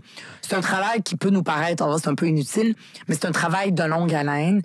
Si on le fait bien, puis avec une vision plus grande, mais qui peut avoir une importance, ne serait-ce que, par exemple, tous les États dans le monde, même des pays indépendants, qui ont des langues minoritaires. On pense aux pays scandinaves, qui sont des États qui ont 10 millions d'habitants, la Suède, la Norvège. Donc, ils n'ont pas beaucoup de monde qui peuvent se comparer au Québec. Mais qui, par exemple, sont inquiets pour la protection de leur culture face au Netflix, face aux GAFAM. On peut avoir des discussions à l'UNESCO. On peut avoir des discussions avec ces gens-là. Puis le Québec fait ce travail de diplomatie, mais des fois de façon beaucoup, beaucoup plus forte et beaucoup plus affirmée, beaucoup plus à saveur culturelle. D'autres fois, beaucoup plus comme ce que la CAQ fait, plus petit, plus on va faire de la business, puis on va aider nos entrepreneurs avec une vision un peu moins grande sur notre réputation à l'international, puis une vision un peu plus petite. Ça dépend de chaque État. Nous, à Québec solidaire, ce travail-là va être important puisqu'on va aller plus loin avec le Québec, puis qu'on veut être indépendant. Donc, ce travail diplomatique est beaucoup plus important et pourrait être beaucoup plus fort pour préparer l'avenir d'un pays indépendant. Est-ce que là, il y a beaucoup de gens qui, tu sais, avec l'initiative Nouveau Québec, il y a beaucoup de gens, puis là, je vais juste être le porte-parole, mettons, du discours en ligne sur Twitter, peut-être de vos opposants qui disent que QS rembarque sur parler comme beaucoup de souveraineté à cause de la montée du PQ dans les sondages, puis eux, PSPP, qui tient un discours plus assumé sur la souveraineté. À quel point il y a une corrélation, à quel point c'est pas vrai, à quel point c'est... Tu sais, partout à travers le monde, les nations qui veulent être indépendants, il y a plusieurs partis politiques. Puis il y a plusieurs visions. Puis il y a une société civile qui tient ça de façon importante. Mais au Québec, la façon que tout le débat sur l'indépendance a commencé depuis les années 60, 70, on dirait que ça a toujours appartenu à un parti politique qui est le Parti québécois. Puis je peux comprendre que le Parti québécois trouve ça difficile de dire, tu sais, il y a un autre... Tu sais, moi, j'étais là à la naissance de Québec solidaire où est-ce que le Parti québécois disait, voyons donc, on peut pas avoir un autre parti, on peut pas se diviser. Mais partout, tu sais, d'avoir plusieurs partis politiques qui tiennent ce projet de société important, c'est une bonne chose. Ça le légitimise un peu. C'est quelque chose d'important parce qu'il y a plusieurs façons aussi d'être et plusieurs raisons d'être pour l'indépendance du Québec. Il y en a qui le sont parce qu'ils se disent, on veut continuer le combat des patriotes. C'est le destin naturel du Québec d'être un pays. C'est tout à fait correct. Il y en a d'autres qui disent, nous, c'est pour l'environnement. On veut sortir de l'État pétrolier canadien. On veut pas continuer à donner des millions et des milliards de dollars au Canada pour les mettre dans des entreprises pétrolières alors qu'on a de l'énergie propre et on a tout ce qu'il faut pour faire la transition. Donc, et c'est tout à fait une bonne raison. Il y en a que c'est pour protéger la langue, la culture, et c'est tout à fait une bonne raison. Donc, il y a diverses façons d'être indépendantiste, puis moi, je salue ça, puis je trouve que c'est une bonne chose. Maintenant, pour revenir à la campagne Nouveau Québec, ce sont nos membres qui, en février 2023, donc si on regarde, on recule dans le temps, donc on regarde les sondages, le Parti québécois n'était pas haut dans les sondages. Et ce sont les membres qui ont dit, avec raison, pendant la campagne électorale de 2022, on n'a pas parlé de l'indépendance. On a parlé de beaucoup de sujets, beaucoup d'enjeux. Mais contrairement en 2018, il n'y a même pas eu une fois une sortie où est-ce qu'on a mis de l'avant l'indépendance du Québec. C'était juste un oubli ou c'était une démarche claire? C'était-tu réfléchi? On va pas parler, on va pas mettre l'indépendance de l'avant? C'était pas une décision qui a été votée ou réfléchie. Après ça, tu sais, la façon que ça fonctionne, il y a comme un comité électoral qui travaille, puis des fois, tu sais, on n'a pas fait de sortie non plus sur l'éducation, puis c'était pas réfléchi. À un moment donné, on voulait le faire. Tu sais, dans une campagne électorale, ça dure 30-35 jours. Puis nous, dans notre plateforme, on a plein de sujets, tu sais, on avait comme 100 propositions. Fait que c'est sûr qu'on pouvait pas toutes les mettre de l'avant. Donc, tu sais, je peux pas te dire il y avait pas, on va pas le mettre de l'avant. Je pense pas de la même façon l'éducation. On n'a pas décidé, on va pas faire de sortie sur l'éducation. La vie a fait en sorte que ça n'a pas donné lieu. Moi, je trouve que l'indépendance, ça fait partie des principes fondateurs de Québec solidaire. On a 6 principes fondateurs: écologistes, féministes, altermondialistes, justice sociale, inclusion et indépendance. Puis ça, c'est à la fondation. Moi, j'étais là quand on a voté là, ces principes-là. Fait que c'est pas une chose parmi d'autres. Là. Donc, c'était, à mon avis, une erreur qui a été commise puis qu'on l'ait pas fait. Puis nos membres ont dit, on voudrait qu'il y ait une campagne politique, une campagne de communication où est-ce qu'on met de l'avant la vision extraordinaire de Québec solidaire qui n'est pas connue par les Québécois, Québécoises, même par nos membres, qui est de dire, nous, on est pour avoir un pays le plus inclusif, où est-ce qu'on inclut les petits mounirs puis les petites riveurs du Québec qui se sentent partie prenante. On veut une façon, une stratégie pour faire l'indépendance qui soit gagnante. Toutes les stratégies du passé ont perdu parce que c'était une campagne référendaire qui dure quelques semaines. Après ça, il y a un référendum. Donc, le peuple n'est pas vraiment partie prenante, vraiment. Puis là, ça a été un échec. Il y a eu 2 référendums qui ont été perdus. Le dernier en 1995. Donc, nous, en Québec solidaire, on a une stratégie qu'on estime gagnante, qui est celle d'une assemblée constituante, qui est une assemblée, un peu comme l'Assemblée nationale qui est élue, mais une autre assemblée à côté, qui a un mandat d'écrire l'acte de naissance du Québec, qui est l'Assemblée constituante, qui écrit une constitution. Ce sont des citoyens et citoyennes. C'est ça qui est drôle, ouais. Au suffrage universel. Tu pourrais, par exemple, quand ton Québec solidaire prend le pouvoir, tu pourrais te porter l'unir. Je sais pas, moi, je pense que quand on va devenir un pays, moi, si je vais être dans le grind média, je pense pas que je vais m'impliquer dans Tu vas pas t'impliquer? Non, je vais juste forme de l'engagement sur ça. Excellent. Sur le terrain, mais il pourrait avoir une assemblée, tu peux inciter tes amis à se porter. Mais je trouve que ça apporte confusion dans votre projet parce que les gens pensent que c'est CQS qui écrit la Constitution, ça va être une constitution marxiste, léniniste, je sais pas quoi. Mais en fait, s'il y a une assemblée constituante... c'est indépendant. C'est ça, mais les gens qui vont se présenter, mettons, dans toutes les régions du Québec, j'imagine que ce serait comme ça, il y a des gens de chaque région. Oui, ça va être selon un mode de scrutin qui va être le plus proproportionnel pour être représentatif de la population. Il va y avoir tout plein d'idées politiques qui vont être dans cette constitution. Il va y avoir comme ça va pas tomber comme je pense qu'il va y avoir des débats idéologiques sur la Constitution. Il ne va pas en avoir comme les gens prétendent. Mais ce qu'il faut savoir, c'est que ce débat-là, on l'aura eu avant. Tu sais, là, nous, on commence une campagne pour expliquer l'Assemblée constituante, puis à quel point c'est important. C'est une stratégie beaucoup plus démocratique, beaucoup plus délibérative, où le peuple est partie prenante. Ça appartient pas juste à un parti politique de faire le pays. Et donc, les gens, quand ils nous élisent... Ils auraient le droit de parler. Oui, exact. Ils auraient le droit. Parce qu'eux, ils pensent que... Non, parce qu'ils sont vraiment... On va les museler. On va les mettre en prison. Puis là, on va écrire la Constitution, puis là, on va les libérer. C'est ça, c'est comme il faut le dire. Là, ils vont être dans un pays communiste. Oh mon Dieu! Parce que je pense que si on veut vraiment comme faire un pays, il faut comme le dire. Oui. Parce qu'ils pensent, c'est pas ça, surtout sur Twitter. Mais c'est ça, j'explique la démarche qui est un peu plus complexe. Puis là, ici, on a plus le temps peut-être de l'expliquer, mais qui a existé aussi à travers le monde des assemblées constituantes. Fait que l'idée, c'est que nous, quand on fait cette assemblée constituante, c'est parce que Québec solidaire a été élu. Donc, le peuple, les gens nous ont élus, oui, avec un mode de scrutin, c'est d'ici ce temps-là, il n'est pas changé, qui est plus ou moins bon, mais... Qui est mauvais. Qui est mauvais, exact. C'est ça que j'allais dire. C'est pas qui est plus ou moins bon, qui est mauvais. Mais nous, on formerait le gouvernement, donc les gens savent déjà que le premier projet de loi qu'on met sur pied, c'est le projet de loi qui constitue cette assemblée constituante. Puis là, il y a une élection, puis il va y avoir toutes sortes de monde qui vont être là. Puis la Constitution, là, on va pas écrire des affaires ultra détaillées. Là. C'est pas un programme politique. Ça va être des institutions. Comme je disais, est-ce qu'on va devenir une république ou une monarchie ou autre chose?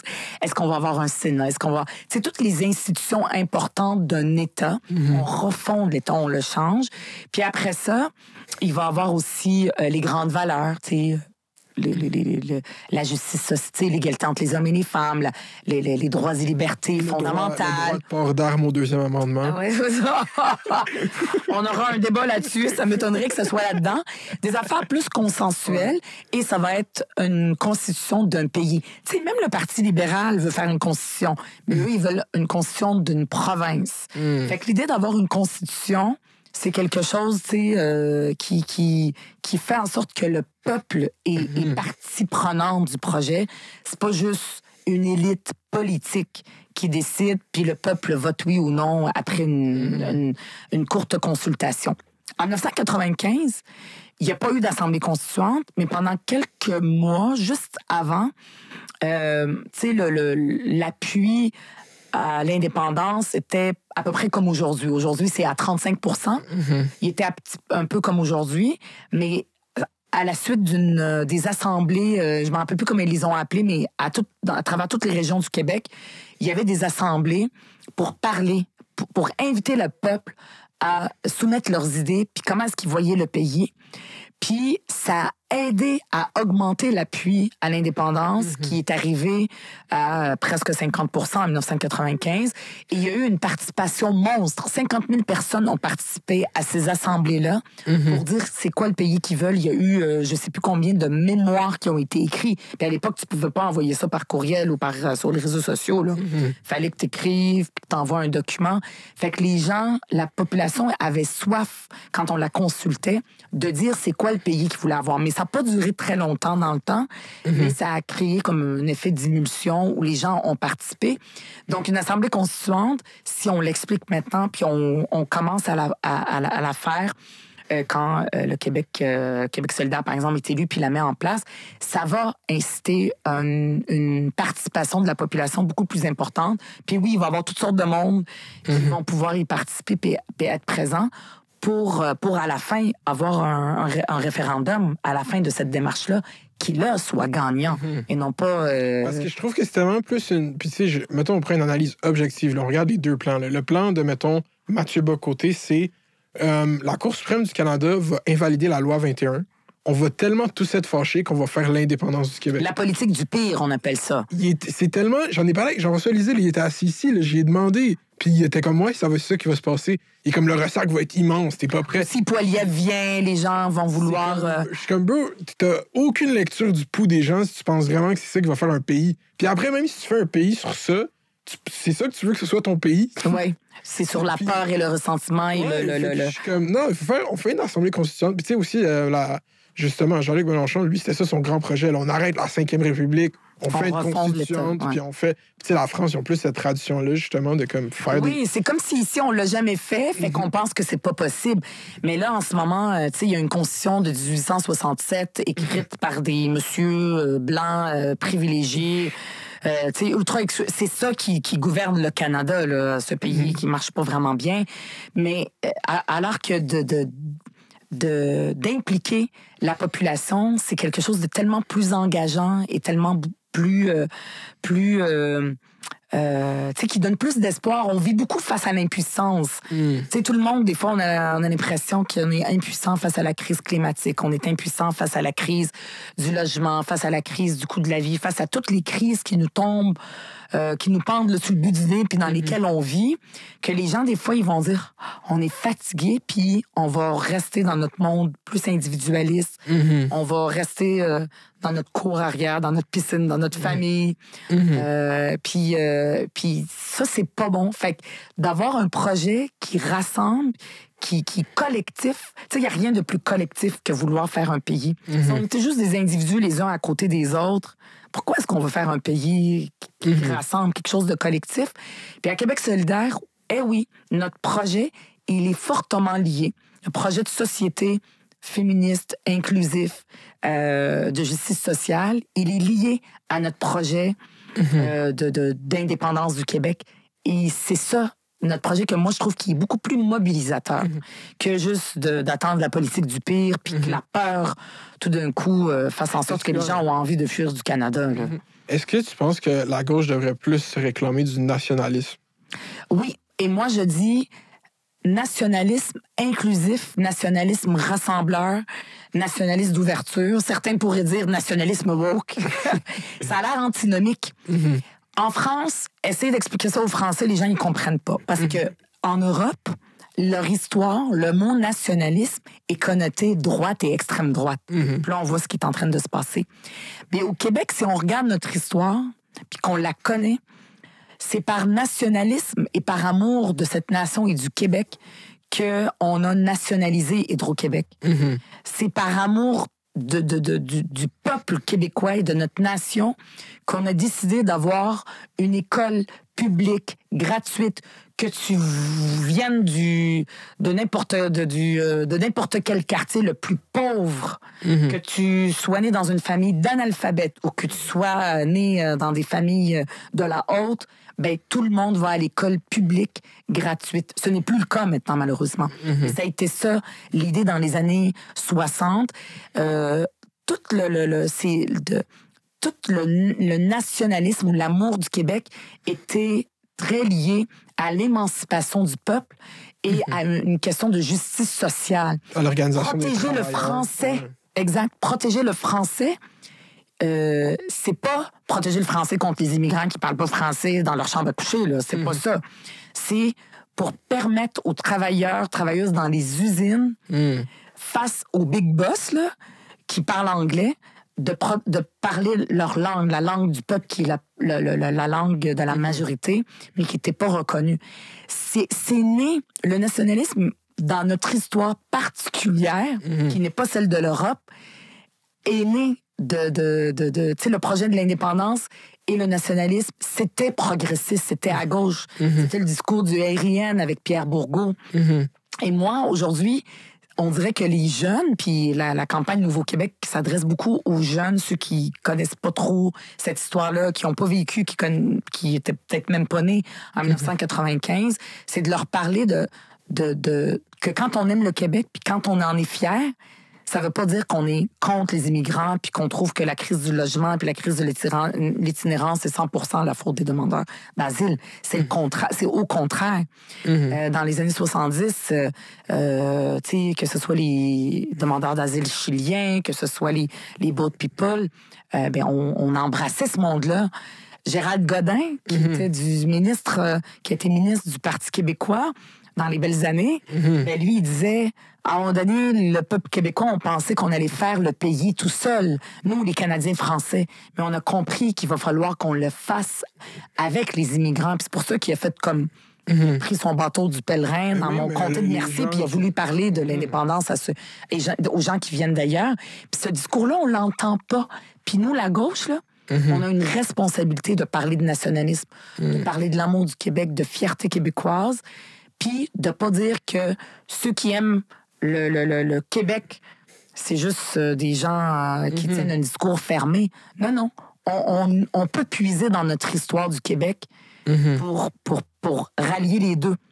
L'ouverture et l'amour du Parce Québec. que je les lis beaucoup, là, genre sur Internet, je suis comme, ils fonctionnent pas, votre plan de souveraineté. Ils sont comme, non, faut qu'on arrête l'immigration, qu'on fasse un référendum, qu'on fasse le pays. C'est comme, moi, on fait ça live avec ton discours, c'est toi qu'on met devant, tu vas pas l'avoir, là, le pays. Là. Exact, t'as raison. Je suis comme, c'est incohérent. C'est déconnecté du peuple. Ouais, c'est comme ancré dans un ressentiment tellement comme profond. Puis là, j'ai essayé vraiment un troll qui était vraiment ouvertement raciste avec moi sur Twitter. C'est J'ai vraiment essayé courageux. Ouais. d'argumenter avec. Genre, on peut même lire la conversation parce que c'est vraiment drôle. Comme, check ça. Oreille sensible, est-ce que tu fais un trauma avertissement avant? Non, ça va être tranquille, ça va être tranquille. J'étais comme saisi, j'ai essayé de discuter avec lui, comme... OK. Fait que là, moi, j'ai dit... J'ai posté de quoi, genre... tu sais, un expert en linguistique, lui qui s'est fait traiter de plein de merde, Frédéric Lacroix, il a dit de quoi... check ça, OK. Ça, c'est les gens aiment ça. C'est real content, OK? Dans le débat sur l'anglais et le français comme langue commune à l'école, le rôle de l'anglais intensif en 6e année n'est jamais évoqué. Mon observation est que cela a un impact majeur sur les consommations culturelles des jeunes. Fait que le gars, il est comme, pour arrêter l'anglais, il faut arrêter de leur enseigner l'anglais. Stupide. Ouais. Fait que là...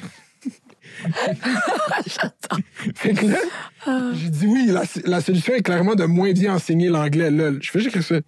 Puis quelqu'un m'écrit « Nous dit le migrant sur nos terres. Le seul déconnecté de la réalité des francophones chez nous, c'est toi. » Oh mon Dieu. Fait que là, Oh mon Dieu. Fait C'est que- incroyable. c'est bon. Après, il dit la différence. Fait que là, moi, genre, je poste une photo de moi avec PSPP, c'est genre son leader spirituel, genre. Puis là, je suis comme cette photo, c'est littéralement moi en train d'expliquer à PSPP que des bozos comme toi vont nous empêcher de gagner un référendum. Fait que là, c'est comme. Mais j'aime ce que tu viens de dire à la fin, parce que c'est exactement ça. Tu sais, comme, moi, je suis arrivée au Québec, c'était tranquille dans le discours public, là. Tu sais, je suis arrivée, j'avais 10 ans. Fait, je me rappelle très bien, fin des années 80, début des années 90. Je suis arrivée en 88. Puis, tu sais, je suis pas descendue de l'avion, puis je dis, je suis québécoise. C'est pas comme ça que ça arrive, hein, l'intégration. T'arrives, ça prend du temps, ça prend des années, tu fais des connaissances. Puis, tu sais, je parlais arabe, mon français, je l'ai appris ici. Puis petit à petit, puis à un moment donné, tranquillement, tu sais, fin de l'adolescence, début vingtaine, tu ressens que tu sens appartenir au Québec. Mais j'imagine, je suis arrivée, puis supposons, je suis adolescente, puis j'entends François Legault dire 100% des problèmes, c'est les demandeurs d'asile. Qu'est-ce que moi, là, qui est en pleine construction de mon identité québécoise, je vais dire, arc! Ben, Non, c'est ça. Mais j'aime moi, ça pas a le été Québec. Ouais. François Legault, j'aime pas ça. Je vais me tourner vers ceux qui ont l'air de m'aimer, genre Justin Trudeau. Mais il a l'air. Ça veut pas dire qu'il fait les bonnes choses là, en immigration et tout ça. Fait que les gens... En ce moment, on est dans une province. Fait que cette dualité-là de dire est-ce que je choisis de m'intégrer au Québec ou au Canada existe. Pourquoi? Parce que même si les gens là, ils ont les deux pieds au Québec, quand ils arrivent au Canada. C'est le Canada comme qui les a accueillis, même si des fois on est choisi aussi par le Québec. Il y a cette dualité-là qui existe. Puis les gens, ils veulent pas se faire raconter des affaires où t'es pas bon, on t'aime pas, sauf si tu fais ça, sauf si tu fais ça. Fait que ce que ça fait, c'est exactement ce que tu as dit. Ça nuit même pas aux immigrants, ça nuit au Québec. Tu sais? Je veux dire, qu'est-ce qu'on va faire pour protéger le français? Complètement. Il faut pas les prendre au sérieux, mais genre, ils existent. Ça, ils me purgent. Moi, c'est pour ça que là, j'ai décidé de m'ostiner avec. Mais moi, c'était le contraire, OK? Moi, je suis en 1997. Ouais. Fait que la- T'es né en 1997 Ouais, ici. À Laval, ouais. À Laval. Puis, Moi aussi, hein, ma famille est à Laval. Ouais, j'ai habité à Laval. au Ouais. secondaire à Laval, t'as fait ton... Saint-Martin, Saint-Maxime. Saint-Martin, Saint-Maxime, OK. J'ai fait les deux. Ouais. Mais c'est ça. Puis moi, qu'est-ce qui m'a vraiment politisé comme Québécois, je pense? Parce qu'avant, quand j'étais jeune, j'écoutais plus la politique française avec mon père. Lui, il écoutait la télé en France. Puis tout, tu sais, leur grand plateau, On n'est pas couché. Oui, je tout regardais le monde ça en parle, aussi. France, whatever. Puis les nouvelles du Maroc, mettons. Fait que je checkais plus la politique internationale. Mais quand il y a eu la charte des valeurs, Ouais. ça a été, j'étais au secondaire 3. Ouais, Fait que là, ouais, j'étais genre vraiment dedans. Après, il y a eu le printemps érable. Ça aussi, j'étais genre, là, j'étais full dedans. Puis à 18 ans, mettons, moi, je m'identifiais même pas comme Québécois. J'aimais pas le Québec. Je trouvais que c'était genre une société. J'ai mon rapport à la politique québécoise. J'étais comme, non, moi, j'aime la culture américaine. Je vais aller vivre aux États-Unis. J'en ai rien à battre du Québec. Genre, je suis un citoyen du monde. J'avais ce genre d'idée là à 18 ans. Puis J'aurais eu la même chose si j'étais arrivée à la même époque. c'est ça. Puis tout le débat sur les accommodements raisonnables. Puis aussi Facebook. Moi, je suis quelqu'un que beaucoup de ma politisation s'est fait à travers des commentaires sur Internet. C'est pour ça que je fais ce que je fais en ce moment. J'aime lire les commentaires des gens sur Internet. Je trouve que c'est une ressource importante, même si ça paraît pas. Puis toi, mettons, tes sections commentaires sont vraiment, comme surtout sur Twitter, peut-être pas sur Instagram, sont méchantes. Sur Twitter, c'est horrible. J'arrête pas de dire faut pas que je les regarde. Puis quand je les regarde, des fois, c'est horrible. Ouais. Mais Facebook, Instagram, c'est correct. C'est ça, ouais. Ouais. Mais, fait que là, toute l'espèce de post... Post-Bouchard-Taylor, le journal de Montréal, là, comment ils ont... Tu sais, mettons, une famille syrienne survit à un incendie dans leur maison, puis tu vois dans les commentaires, il y a 200 personnes qui sont comme « Oh, il aurait dû mourir! » Puis là, c'est comme, ils les laissent là juste parce que ça génère plus d'engagement, genre. C'est comme, tu sais, puis je pense que j'ai internalisé cette haine, que je suis comme, OK, ils m'aiment pas, comprends. whatever, mais plus j'ai vieilli, comme au début de la vingtaine, whatever, je suis à la mi-vingtaine, je suis comme, non, je suis québécois, je suis souverainiste, j'adore le Québec. Comment ça s'est arrivé? Ça m'intéresse de savoir ça. Parce qu'il y en a qui continuent à se sentir exclus, puis qu'après ça, ils se réconcilient pas avec le Québec. Puis là, ils se sentent plus canadiens et tout ça. Puis moi, c'est ça que je trouve qui nuit au Québec. Qu'est-ce qui a fait Je pense que c'est à travers la culture. Je pense qu'à un moment donné, j'ai réalisé, j'écoutais beaucoup de... Ça va paraître absurde, mais j'écoutais beaucoup de télé-réalité. J'aime la télé-réalité. J'écoutais beaucoup de télé-réalité américaine. Puis à un moment donné, j'ai commencé à écouter des télé-réalités québécoises, puis j'ai réalisé à quel point j'aimais le Québec. J'étais comme c'est tellement meilleur quand c'est québécois. La télé-réalité comme outil d'intégration au Québec. Ouais, mais c'est très sérieux. Mais je trouve ça super C'est une intéressant. des seules productions québécoises qui rejoint des gens de des diasporas différentes au Québec. Québécois, c'est Occupation Double. Tu vas regarder le discours sur la culture québécoise sur Twitter, mettons, qui est plus multiethnique, la seule émission qui rejoint des gens, c'est Occupation Double parce que ça les ramène à quand ils sont allés à l'école en français, les gens qui côtoyaient, les gens qui ont côtoyé au secondaire. C'est comme de quoi de purement québécois. Là. Fait que... Non, mais moi, ça me fascine, puis je trouve ça important, ce que tu dis. Tu sais, tu l'as dit, c'est la culture, la culture au sens large. Ouais, puis après, les la documentaires. télévision, Mais si je le simplifiais, là, je dirais, comme j'ai réalisé que j'aimais les séries, mais quand ils sont québécoises, je les trouve meilleures, ben, j'aime le Québec. Puis parce que moi, c'est un loop. Avant, j'étais full québécois quand j'étais jeune. Parce que mon père aussi, il a voté oui en 95. Mon père était... Oui. Ça fait que... Oui. Fait que... quand j'étais jeune, j'écoutais la télé québécoise. Puis là, à un moment donné, ils ont passé du câble analogue à digital. Là, puis ça a coupé le câble chez tout le monde qui payait pas le câble. Genre, avant, tu pouvais juste mettre le câble. Oui. Tu avais des chaînes de télé. Oui, là, c'est vrai. Puis là, moi, du moment que ça s'est arrivé, genre, j'avais un Apple TV, je commençais à écouter Netflix, je commençais à écouter. Puis j'étais vraiment sur YouTube. J'aimais YouTube américain. Fait que ça s'est fait. Puis après, je suis revenu. Genre, il y a eu un loop, genre, peut-être de 6-7 ans. Mais parce que t'avais cette... T'es revenu parce que tu l'as développé quand t'étais enfant. Exact. Comme là, les parents qui nous écoutent, si vous avez des enfants à la maison, faites-leur écouter Télé-Québec, faites-leur écouter toutes ces émissions-là québécoises. À un moment donné, ils vont se détacher probablement parce qu'ils veulent être cool, ils vont regarder la Netflix et tout ça, où est-ce qu'il n'y a pas de politique de découvrabilité. Tu sais, il n'y a pas d'émissions québécoises, il y en a un petit peu, mais pas vraiment. Mais à un moment donné, peut-être qu'à cause de cette habitude-là, quand ils étaient en vieillissant, peut-être qu'ils vont vouloir y revenir. Peut-être, mais moi, c'est ce qui est arrivé. Ouais. Mais c'est ça, fait que... Mais juste pour revenir à cet échange qui est genre... Fait que là, j'ai mis la photo, puis là, il me dit, la différence entre toi et moi, 8 ans en Europe, 7 ans dans l'Ouest canadien, ils se vendent. Là, j'y pose une question. Je suis comme, OK, pour vrai, je veux comprendre tes idées. Tu veux-tu juste que les descendants des colons votent oui? Comment tu veux rebâtir le camp du oui? C'est quoi ta stratégie? Puis là, il me répond avec une insulte. Il dit, je veux te dire, garde-toi une gêne chez nous. On ne veut pas juste, on ne vient pas juste d'arriver. Tout ce que tu vois au Québec est créé et fait par nous, à la sueur de notre front et le sang de nos aïeux. Toi, tu n'as rien fait, rien créé, donc garde-toi une gêne. Puis là, j'ai pas répondu, mais genre... Est-ce qu'il sait que t'es né ici? Oui, il s'en fout, mais mes abonnés m'ont défendu. C'est comme comme Burr, il a littéralement créé une des plus grosses chaînes YouTube au Québec qui politise les jeunes. Tu sais, comme j'ai pas à me défendre contre lui, mais genre, c'était juste drôle comme échange. Il est delusional.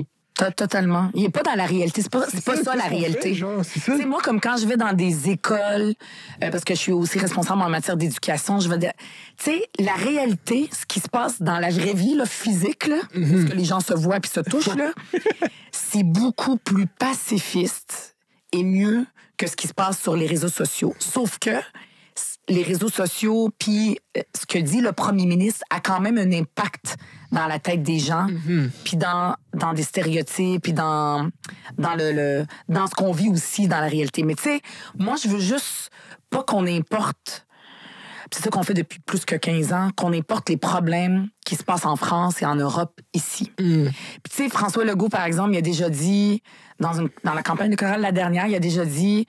C'est suicidaire. Ouais, c'est suicidaire d'avoir... En fait, ce qu'il disait, c'est que avoir beaucoup de gens qui viennent d'ailleurs, c'est grave et ça pose un risque sur la paix sociale, une affaire comme ça. Mais la réalité, c'est que c'est son discours qu'il tient qui peut être risqué. Parce que c'est le premier ministre, puis ça a un impact beaucoup plus grand que n'importe quel kidam qui parle sur les réseaux sociaux. Puis, tu sais, à la limite, moi, personnellement, d'entendre des gens, tu sais, avant toute la crise des accommodements raisonnables, d'entendre des gens avoir un discours limite xénophobe, souvent, c'est de l'ignorance. C'est ça. C'est ça. Pour vrai, c'est correct, tu sais, dans le sens que les gens peuvent avoir ça, puis à la limite, c'est bien qu'ils l'expriment, puis qu'ils le disent, tu sais. Puis est-ce que là, tu peux corriger? Mais ce que je trouve vraiment, vraiment dangereux, c'est plus quand les politiciens utilisent ça, puis exploitent ce sentiment-là qui existe en chacun de nous. Puis au Québec, c'est pas pire qu'ailleurs, là. Il y a des sondages qui démontrent que ailleurs au Canada, c'est pas si ouvert que ça aussi d'avoir tant d'immigrants, là. Mais non, mais le discours mettons, immigration originaire à travers le monde, le Québec. Ontario, là. Oui.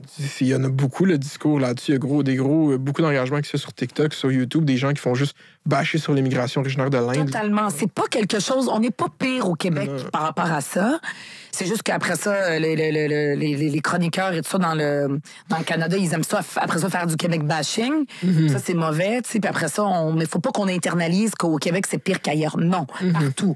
Puis, tu sais, dans le monde arabe aussi, il y a du racisme. Moi, je viens d'une famille palestinienne qui habitait au Liban, puis j'ai encore des gens au Liban, puis qui ont jamais eu la citoyenneté libanaise, puis qu'il y a du racisme. Tu sais, ça existe partout, là. Ça, c'est comme bien réparti à travers le monde.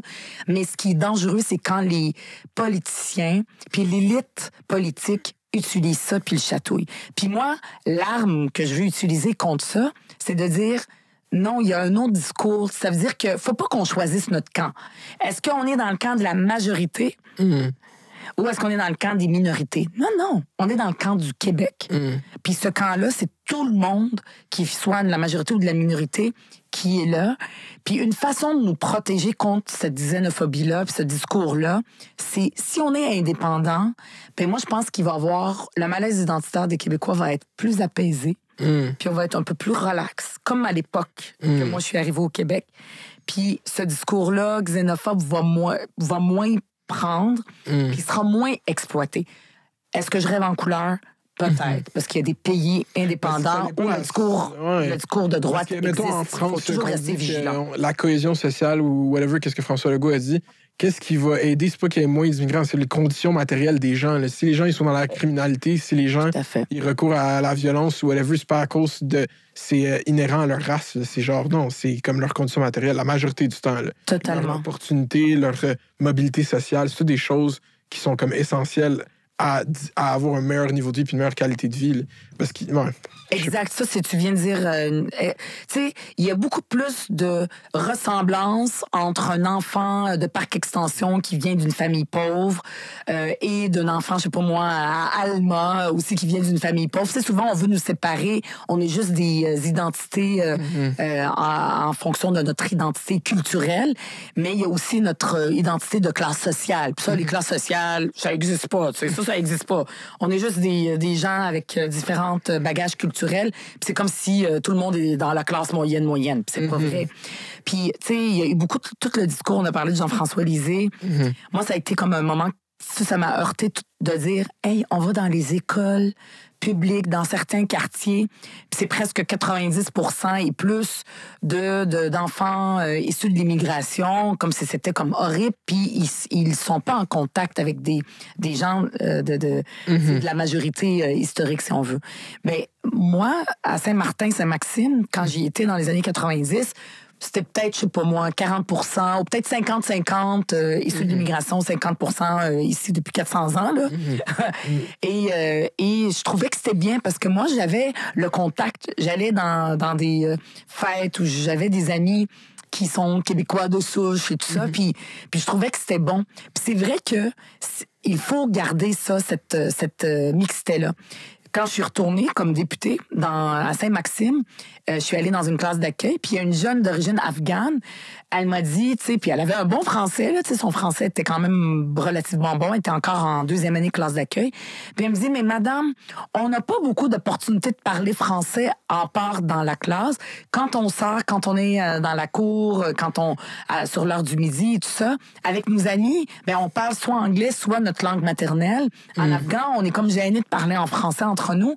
Puis moi, j'aimerais ça, parler plus en français, puis avoir des amis qui font partie de la majorité, des Québécois de souche et tout ça, j'aimerais ça, mais il y en a de moins en moins. Mais beaucoup, probablement, sont dans les écoles privées. Tu sais, l'école est aussi un endroit, l'école publique, gratuite, pour tout le monde. La façon que notre système d'éducation est rendu, puis les décisions qui ont été prises par beaucoup de ministres d'éducation, par beaucoup de gouvernements, incluant le Parti québécois, c'est de garder ce système-là à 3 vitesses. C'est-à-dire que ceux qui ont de l'argent, qui sont plus riches, puis là-dedans, il y a aussi des immigrants, vont dans les écoles privées, puis payent de l'argent. Puis l'école régulière, ordinaire, est pour les gens qui ont moins cette chance-là. Puis on donne 60% de l'argent public dans ces écoles-là. Mais ça aussi, ça crée une séparation puis une ségrégation entre les enfants, alors que la meilleure chose, c'est avoir une mixité. Une mixité d'enfants qui viennent de tous les milieux, de tous les univers. On pourrait la générer, ça, cette il faudrait arrêter de donner de l'argent à l'école l'argent public à l'école privée. Je sais pas si c'est rendu combien les frais scolarités, mais moi, mettons, je suis allé au Collège de Tendre à Laval, qui est une école privée. L'année scolaire, elle coûtait genre 3 500 $ par année. Puis c'était subventionné, justement. Genre, oui, c'est subventionné. Ça aurait coûté bien plus cher que ça. C'est 10 000 $ par année sans les subventions, je pense. Parce que ça, c'est une école semi-privée. Il y a des écoles complètement privées que là, tu payes la totalité des frais de scolarité. Mais je pense que c'était comme... Mon père, c'est un enseignant. Puis ma mère, elle travaille dans le commerce. Il voulait donner la meilleure qualité. Fait que c'était pas facile pour... Il y avait 3 enfants d'envoyer ses enfants. Il serrait la ceinture pour vous envoyer. Là. Mais c'est ça, mais le fait que ce soit subventionné, il y a eu l'opportunité de le faire. Fait que mais les parents, là, quand ils font des choix, ils prennent le meilleur choix pour leurs enfants. Fait que ça, tu sais, moi, la majorité de mes amis aussi autour de moi envoient leurs enfants à l'école privée parce qu'ils veulent un certain cadre, il y a des choses beaucoup plus intéressantes, ils savent que leurs enfants, vont mieux réussir, puis ils vont se serrer la ceinture, là. C'est pas juste les plus riches. Puis aussi, c'était comme une espèce d'affaire de... social, networking, comme tu vas rencontrer du monde. De l'élite. Ouais, c'est ça démarche, c'est comme... Mais puis ça, si on est rendu là, au Québec, ou si on compare, par exemple, en Ontario, c'est pas subventionné. Hein? M. Legault aime ça beaucoup se comparer à l'Ontario. Ben, eux autres, ils subventionnent pas l'école privée, ce qui fait que l'école publique, c'est ça coûte beaucoup plus cher l'école privée. Donc ici, c'est de dire, on donne le choix. Mais le vrai choix qui a été fait dans le passé, c'est de dire, tous les enfants vont aller, qu'ils soient bons à l'école, que les parents aient de l'argent ou pas, vont se mélanger là, ensemble dans une école qui soit de qualité. Moi, j'accepte pas que l'école publique du quartier secondaire ait une mauvaise réputation. Moi, mes parents ont fait le choix que j'aille à l'école publique, mais ils auraient pu m'envoyer. Ils avaient les moyens de m'envoyer à l'école privée. Mais ils ont dit non. Nous, on est arrivés au Québec pour l'éducation des enfants parce qu'ici, c'est de qualité puis c'est bon pour tout le monde. Fait que vous allez aller à l'école publique. Mais aujourd'hui, 35 ans plus tard, je suis pas sûre qu'ils auraient fait le même choix. Parce que l'école publique de quartier a une bonne réputation. Ouais. Oui, mais il y a des enfants qui vont dans cette école-là. Moi, j'accepte pas que ces enfants-là, on leur dise « Ah, vous allez dans les écoles moins bonnes.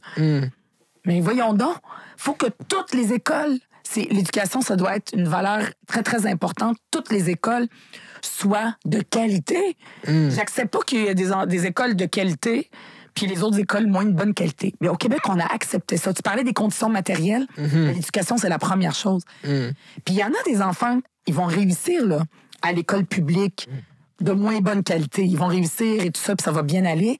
Mais il y en a beaucoup... ça va être moins intéressant parce qu'ils n'ont pas des projets plus... tu sais, il y a moins de profs, les profs quittent et tout ça. On n'accepte pas ça. On accepte ça. La première chose qu'on doit s'indigner, c'est pas que dans une école secondaire, dans les quartiers de Montréal, que tous les élèves, ils parlent d'autres langues, ils parlent pas français, puis que ils soient tous des enfants issus de l'immigration ensemble. Ce qu'il faut s'indigner, c'est comment ça se fait qu'on permet d'avoir une école élitiste puis une école pour les moins bons. Alors ça, c'est la base, c'est le début. Faut que tous les élèves soient ensemble, puis pas dire on va niveler par le bas, tout le monde va avoir une école moins de bonne qualité. Non. Faut qu'aller à l'école de son quartier soit quelque chose de valorisé, comme à mon époque. Mais ça s'est détérioré. Puis là, c'est de ça qu'il faut s'indigner, là. C'est de ça qu'il faut s'indigner. Quand on parle de cette idée-là, je suis d'accord avec toi. Comment que ça s'exprime politiquement? C'est quoi qu'il faut faire? Il faut genre... ce qu'il faut, c'est... Tu sais, des fois, on va dire arrêtez de subventionner l'école privée, mais moi, je l'amène différemment. C'est de dire il faut subventionner 100% les écoles privées à condition qu'elles arrêtent de demander de l'argent. Donc, ça devient une école publique. Mais ils font encore des examens d'admission? Non, aucune sélection. Aucune sélection. Service, c'est école de quartier. Aucune sélection. C'est un projet révolutionnaire. On peut pas faire ça du jour au lendemain. Ouais, mais c'est intéressant, let's go. Mais il faut commencer par le faire petit à petit. Fait qu'il n'y a plus aucune école qui a genre un prestige. Le Brébeuf, Notre-Dame, ça... Celles qui veulent garder ça puis être l'école de l'élite, parfait. Aucun problème. On vous donne aucun dollar. Puis vous allez demander les vrais coûts puis les vrais frais de scolarité. Puis souvent, c'est des écoles qui ont des fondations et tout ça. il n'y a aucun problème. Mais il y a des écoles privées qui sont pas si riches que ça. Elles sont privées, mais elles en arrachent. C'est comme, ouais. Ben, on vous subventionne à 100%, puis vous arrêtez de demander de l'argent, puis vous allez prendre les enfants sans sélection, sans ségrégation, sans élitisme, puis il va y avoir des élèves forts, des élèves qui viennent de milieux aisés, puis des élèves plus faibles, des élèves... Ou des fois, tu peux venir de milieux aisés puis être faible. Il y a de tout. Comme la société, puis ça va être un melting pot où est-ce qu'on arrête de séparer l'élite des autres. Mais ceux qui veulent rester élitistes, aucun problème. Vous arrêtez de demander de l'argent. Puis là, on va avoir des... Mais il faut que les écoles, en arrêtant de subventionner les écoles privées, celles qui veulent continuer de demander de l'argent, ben c'est de l'argent de plus. Puis il y a eu des calculs qui ont été faits par des experts où est-ce qu'on va finir honnête par faire des économies. Puis on va mettre l'argent dans l'éducation publique, gratuite pour tout le monde. Moi, à mon époque, là, c'était comme ça. Je veux dire, oui, l'école privée a toujours existé, mais c'était correct. Là, on n'allait pas perdre notre âme en allant dans l'école publique. Mais aujourd'hui, c'est rendu difficile. Puis moi, j'accepte pas qu'on accepte que des enfants aillent dans l'école qui reste. Ces enfants-là valent moins que les autres? C'est ça qu'on est en train de leur dire? Est-ce qu'ils vont avoir envie de continuer l'école? Est-ce qu'ils vont avoir envie de décrocher? C'est de ça que devraient s'indigner ceux qui disent ça n'a pas de bon sens, les écoles publiques où est-ce que tous les immigrants sont ensemble puis ils sont pas en contact avec les Canadiens français. Voyons donc, indignez-vous de cette ségrégation-là qui existe. Puis c'est toi qui m'as fait comme penser aussi à ça quand tu as dit il y a les conditions matérielles. Mais ça commence par l'éducation. C'est vrai. Mais je me dis, les écoles privées qui ont l'air de mieux fonctionner, est-ce que c'est pas aussi dans leur modèle de gestion le fait qu'ils sont pas reliés à un centre de service scolaire, puis le fait qu'ils peuvent genre comme mieux gérer leurs choses? Est-ce que comme les intégrer dans un aspect subventionné, il faut pas comme revoir? Très bon point. Très, très bon point. Moi, ce que Québec solidaire aussi, on a proposé à la dernière campagne électorale, mais ça n'a pas trop paru, mais on continue à le faire, puis moi, je vais continuer de le mettre de l'avant. C'est le projet École Ensemble. Vous allez taper École Ensemble. C'est quelqu'un de la société civile, transpartisan. Il parle à tous les partis politiques. Stéphane Villot qui porte ça et qui a réfléchi à cette question-là que tu poses. Puis moi, de plus en plus, puis je parle avec des écoles privées, notamment en Mauricie. Puis je vais visiter des écoles privées, puis je leur parle un peu, juste pour voir. C'est pas, on n'aime pas l'école privée, c'est pas ça. C'est de dire, ben, si par exemple, lui, ce qu'il propose, c'est de dire, vous allez garder votre autonomie. C'est-à-dire qu'on vous subventionne à 100%, vous arrêtez de sélectionner les élèves et vous arrêtez de demander de l'argent. Mais vous allez rester un peu comme les CPE. Vous allez garder votre conseil d'administration. Puis c'est vrai que les écoles privées puis les directeurs avec qui je parle me disent c'est lourd avec un centre de service scolaire. Puis à chaque fois, il y a des formulaires qu'on remplisse et tout ça. Et donc, ils garderaient leur autonomie. Puis ça ferait comme une école un peu, peut-être pas le même statut, mais ça serait public. Puis ils pourraient pas faire de sélection. Et il y a des écoles peut-être plus tard, à très long terme, il y en a qui pourraient dire, ben, OK, là, peut-être qu'on va rentrer dans un service scolaire ou pas, mais ils garderaient leur autonomie. Puis des fois, peut-être que là, ça serait comme une sorte de négociation qui dit, ben, il y en a qui vont dire, ben, OK, dans ce cas-là, OK. À date, il n'y en a pas qui l'ont dit, parce que ça commence, c'est une nouvelle idée. Mais moi, politiquement, à Québec solidaire, on veut porter cette idée-là de plus en plus. Et même Pauline Marois a parlé récemment de École Ensemble, de leur projet qu'elle trouvait intéressant pour justement garder cette autonomie-là pour ces écoles-là. Mais on arrête de dire il y a l'école pour les bons, puis ceux que leurs parents vont se serrer la ceinture pour les envoyer, puis too bad pour les autres enfants. Ça, c'est un projet de société et c'est ça qui devrait nous indigner, qu'il y ait une école moins bonne pour certains enfants. On peut pas accepter ça. Moi, j'accepte ça. J'accepte pas ça, ça m'horripile. Et c'est de ça qu'on doit s'indigner. Puis, mettons, parce que toi, t'es porte-parole de Québec solidaire en matière d'éducation. En matière d'éducation, de conditions féminines, de souveraineté, puis de langue française. Et là, éducation, ça, je le mets de l'avant beaucoup. Mais mettons qu'on est là-dedans, là, on est à la mi-mandat de Bernard Drainville. C'est quoi son bilan à tes yeux? Donc, de Bernard Drainville, je l'ai dit. Une fois, je lui ai dit, je vois que le ministre travaille très, très fort. Et je lui ai dit, il suit sa vie.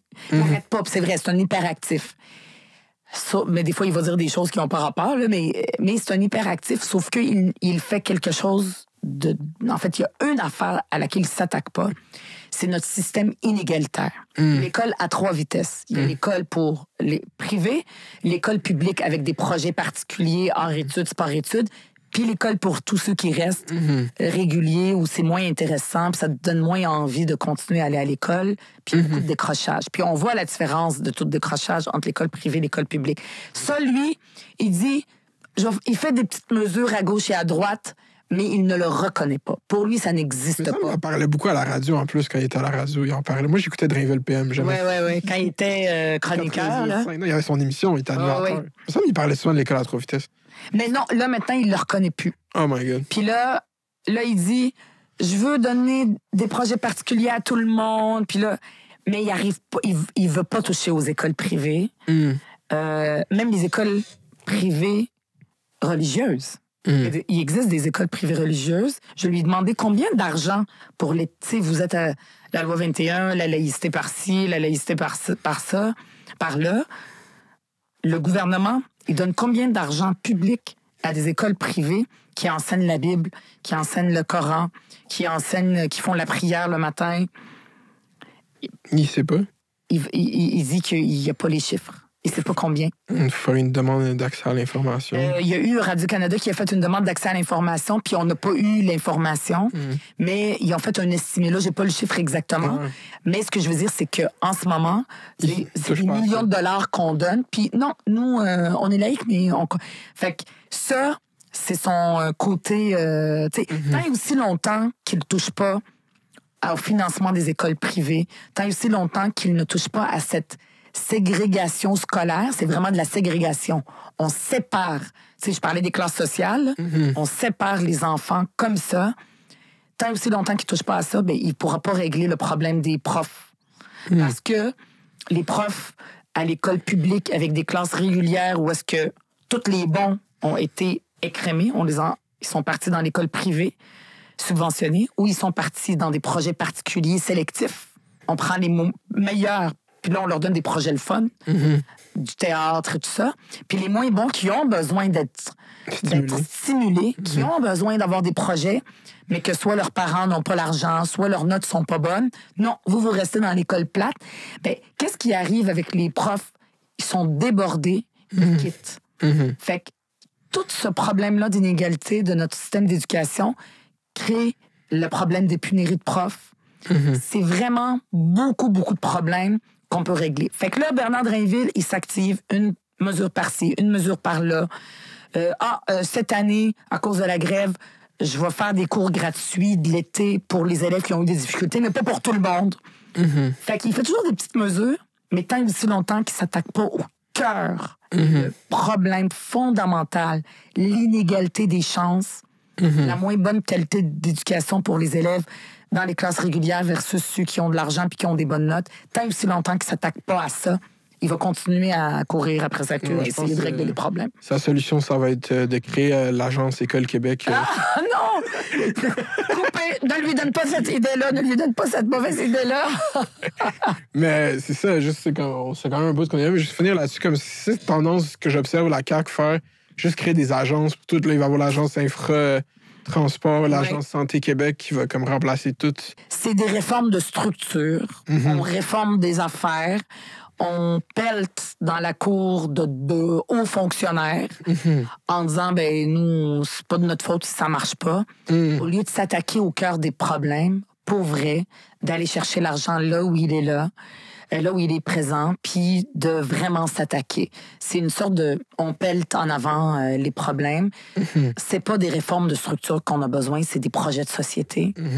Puis... Parce que moi, je pense que c'est ça mon meilleur argument pour la souveraineté du Québec, c'est, hey, si on fait la souveraineté, on peut recommencer. Exact. Puis, on recommence dans quelque chose de plus simple. Oui, c'est ça. Parce que tout le monde, le gros critique qu'ils font de toutes les institutions au Québec, c'est « Ah, c'est compliqué, c'est lourd, c'est bureaucratique. OK, fuck it, on recommence. » Oui, puis on enlève une autre bureaucratie, la bureaucratie du fédéral. Mais il y en a qui disent « Ouais, mais au Québec, le gouvernement, des fois, il y a de l'incompétence. Ben, il y a de l'incompétence, ils font pas les bonnes choses. Mais le fédéral aussi, ben là, t'enlèves une étage d'incompétence, tu te retrouves avec une seule. Tu peux plus gérer ça. pour améliorer. Puis il y a beaucoup, beaucoup de bureaucratie. Hein. Souvent, la bureaucratie, la paperasse, tout ça, c'est souvent les gens de la droite qui disent « on veut enlever ça ». Mais à gauche aussi, il y a beaucoup de bureaucratie. Moi, quand je vais dans des écoles, je fais beaucoup, beaucoup de tournées d'éducation, dans les systèmes d'éducation, et il y a des directions d'écoles qui me disent « on nous fait tellement pas confiance. À chaque fois qu'on fasse quelque chose, oui, j'ai un formulaire, je passe mon temps à faire une reddition de compte, tel budget pour telle affaire, je peux pas l'utiliser pour telle autre affaire, mais c'est ça que j'ai besoin. On fait pas confiance aux gens sur le terrain qui connaissent, qui ont l'expertise, puis on fait beaucoup de bureaucratie. C'est très, très bureaucratique, la CAQ. Contrairement à ce qu'ils veulent nous dire, c'est un gouvernement de comptables. En 2018, oui. c'est comme... Puis là, il ajoute des couches de structure. Fait que Bernard Drinville aussi, c'est ça qu'il a fait. Il a centralisé beaucoup, beaucoup de pouvoir entre ses mains à lui. Fait que lui, là, il va comme tout décider beaucoup de choses. Puis, c'est ça. Fait que c'est lui, il dit, moi, je vais prendre des décisions. Sur les organisations qui existent depuis longtemps, par exemple, le Conseil supérieur de l'éducation qui a déjà fait un rapport en 2017 pour dire il y a une inégalité dans notre système d'éducation, c'est ça le vrai problème. Qu'est-ce qu'il a fait? Il a muselé. Il a dit non, le Conseil supérieur de l'éducation ne peut plus parler. Il ne peut s'occuper que des cégeps et des universités. Je veux plus qu'il fasse rapport puis qu'il s'occupe de l'éducation primaire, secondaire. Fait qu'on muselle quand ça ne fait pas notre affaire. Fait que c'est beaucoup dans les structures, mais il s'attaque pas au cœur des problèmes. Le projet École Ensemble dont je parlais tout à l'heure, ça, c'est un projet de société. Non, mais j'allais voir ça, je connais fondamental. Oui, oui. Vraiment, j'invite tout le monde à aller voir ça. Moi, une des propositions que j'ai commencé à faire, puis je vais continuer, c'est de dire les projets particuliers intéressants qui existent dans les écoles publiques, il faut arrêter de sélectionner, puis il faut donner ça à tous les élèves. Puis j'ai comme même, tu sais, puis oui, ça nécessite un certain investissement, mais tous les élèves ont le droit d'avoir des projets le fun à l'école, puis faut pas se discriminer. Puis ça a fait beaucoup, beaucoup réagir. Puis je vais continuer à aller visiter des écoles. Puis il y a des centres de services scolaires qui commencent à vouloir mettre ça en place. Je vais aller à Drummondville dans des écoles. Fait que je suis très, très proche du terrain pour savoir ce qu'on met de l'avant. Tu sais, je veux pas juste le mettre en théorie au salon bleu, là, bleu, avec Drainville qui écoute pas. Je vais aller sur le terrain voir ceux qui commencent à faire des choses, même si le ministre ne les écoute pas. Eux, ils disent, ben nous, on voudrait offrir des projets particuliers à tous les élèves. Mais ils continuent à pas avoir tout l'argent parce qu'on continue à subventionner les écoles privées. Les parents, là, qui envoient leurs enfants à l'école publique, puis que leurs enfants vont dans les classes régulières, qui n'ont pas de projet particulier, ces parents-là travaillent, ils payent des taxes, mais leurs taxes vont à l'école privée pour subventionner l'éducation de leurs voisins qui, eux, ont plus d'argent. C'est ça que ça fait en ce moment. C'est totalement injuste. Dit comme ça, c'est vrai que c'est fou. Mais le highlight de Bernard Drinville de ses 2 premières années, c'est vraiment la vidéo de lui qui pleure à cause du 3e lien avec le crucifix derrière lui. Ça, c'est ça le théâtre. Ça, c'est comme. C'est pathétique. Non, c'est bon. Moi, j'aime ça. Mais là, je pense que Legault, François Legault, toi, t'aimes ça. C'est bon pour François Legault le console. Puis là, il remet le 3e lien. Ben oui, mais on le veut. Tiens ton jouet, Bernard. On recommence. Ben oui, mais c'est drôle qu'il l'annonce maintenant. C'est comme on. Ça fait comme 7 fois qu'il l'annonce, je pense. Mais là, c'était bon avec les cartables, puis tout, là, ils l'ont pas annoncé. Là, c'est comme un téléroman, là. Faire une dramatisation, là, tout ça, là. On pourrait faire une série, en fait. Je suis sûr que Mathieu Lacombe, il va nous donner le budget. On fait une série à Télé-Québec. Puis on dit aux jeunes issus de l'immigration de l'écouter. Ouais. Peut-être que, comme toi, c'était une télé-réalité qui a permis ton intégration, tu sais, comme qui a fait que tu aimes le Québec. Ben peut-être que... je sais pas trop. C'est vraiment contradictoire, parce que la dernière fois, je fais une entrevue à Radio-Canada, j'ai dit que c'est la PCU qui m'a rendu souverainiste, puis là, je me suis fait traiter de niaiseux sur Internet. Et là, je veux dire, c'est la télé-réalité qui m'a fait aimer le Québec. Mais pour vrai, je trouve ça extraordinaire. Je trouve que ça fait du sens. Ça fait du sens. Mais est-ce que vous... moi, je trouve que Québec solidaire, ou juste la gauche, il y a beaucoup à s'inspirer de la France insoumise, qu'est-ce qu'ils font pour mobiliser les jeunes. Est-ce que vous êtes conscient, sur votre radar de communication, comme comment ils mobilisent les jeunes par Internet, leur technique de communication, comment ils laissent... Comme ils sont plus abrasifs, ils sont moins dans l'espèce de, justement, pragmatique. Oui. Peut-être que nous, on est rendu, tu sais, un peu plus, tu sais, moins abrasif, justement, comme Amir et tout ça. Mais tu sais, on a toujours eu cet équilibre-là. Amir, elle était plus. Tu sais, comme il chicanait, je me rappelle en commission parlementaire, une fois, Lucien Bouchard était venu, puis il lui a dit « Vous n'avez pas honte, vous avez été premier ministre du Québec. Les gens peuvent taper ça sur YouTube, là, Amir Kadir, Lucien Bouchard. Comment ça se fait que vous êtes rendu un lobby des pétrolières? » C'est ça qu'il faisait il y a plusieurs années. Là, c'était Amir Kadir faisait ça. Françoise David, qui a été porte-parole aussi, co-porte-parole, elle était plus sage, une autre façon. C'est ça. Fait qu'on a toujours eu cet équilibre-là entre les deux. Peut-être aujourd'hui, par exemple, il y en a un, j'oublie son nom, mais il a brandi le drapeau du Québec à l'Assemblée nationale, puis il s'est fait mettre dehors le drapeau de la Palestine. Le logo, oui. Là, maintenant, je le suis sur les réseaux sociaux. Moi, comme députée dans Mercier sur le plateau, c'est placardé partout, tout le Front populaire pour voter. Donc, c'est sûr que je vais faire des choses sur mes réseaux sociaux pour inciter les gens à y aller. Est-ce qu'on est rendu moins abrasif? Moi, je suis allée au Salon Bleu. J'ai posé une question sur le bureau du Québec à Tel Aviv avec autour du cou le kéfier. D'ailleurs, je l'ai oublié. Je ne l'ai pas apporté avec moi parce qu'il fait trop chaud. Mais quoi qu'aujourd'hui, c'est moins pire. Fait que, avec le kéfier, je me suis pas fait sortir dehors. En Ontario, il s'est fait sortir. Oui. Et le pire, le président de l'Assemblée, de leur Parlement, le Parlement en Ontario, qui l'a fait sortir, qui veut pas que cette députée-là ontarienne porte le kéfier, était présent le jour où moi je l'ai porté comme visiteur. Puis souvent, les visiteurs officiels, souvent, ils sont sur les gradins de l'Assemblée nationale. Puis il était là, puis les journalistes l'ont mis sur Twitter, ils ont mis ma photo avec mon kéfier, puis lui, il était là le même jour. C'est un hasard de la vie. Fait qu'écoute, je l'ai porté. Personne n'en a parlé. Ça n'a pas fait la une. Ça a été souligné de façon positive. Puis ça a peut-être moins été abrasif, mais j'ai quand même porté le kéfier au Salon Bleu et j'ai posé une question. Puis je me suis pas fait mettre dehors. Parce que peut-être, je peux pas t'expliquer pourquoi. Peut-être parce que je suis d'origine palestinienne. Les gens ils veulent pas trop... Je sais pas, je pense j'ai préparé le terrain avant. Faudrait comme que vous engagez plus dans des débats filmés. Ça, c'est ma stratégie. Je vous donne une stratégie. Ouais. Faut comme... Mais on le fait sur TikTok et tout ça. On est très présents. Moi, je pense que, mettons, Gabriel Nadeau-Dubois devrait dire à Éric Duhem, « Hey, vas-y, on débat, on dit à PKP qu'on veut le faire puis qu'il le télédiffuse. » Faut Gabriel Nadeau-Dubois, s'il veut reprendre le support de sa base, puis là, je le donne gratuitement. On prend gratis tes recommandations. Il faut qu'il habite ses idées. Il faut qu'ils assument, puis qu'ils les disent, puis qu'ils les débattent. Puis après, il faut les filmer. Puis après, utiliser le compte TikTok à Jean-Luc Mélenchon. C'est les deux, genre, il faut comme faire des mais en fait, votre compte TikTok, la présence TikTok de Québec c'est comment TikTok? Cringe. C'est ça veut dire quoi? C'est malaisant un peu, on le sent pas le cœur. Il faut pas se dénaturer. Il faut comme créer du cinéma. Là, mais moi, tu sais, on a toutes sortes de personnes qui, je suis sûre, là, je te le dis, il y en a qui ont regardé Bernie Sanders aussi, dans des façons de mobiliser les gens. Toutes ces techniques-là que moi, je suis moins dans les communications. Moi, je suis comme sur le terrain, la mode. Oui, mais c'est ça. Mais écoute, on peut t'embaucher. Ben non. C'est d'autres affaires. OK, mais en tout cas, un jour, là, tu y réfléchiras. Mais moi, par exemple, là, je me présente, c'est pour être co-porte-parole. On n'en a pas parlé. Fait que ça va être choisi en novembre. En date, je suis la seule, mais ça se peut qu'il y ait une course. On ne sait pas.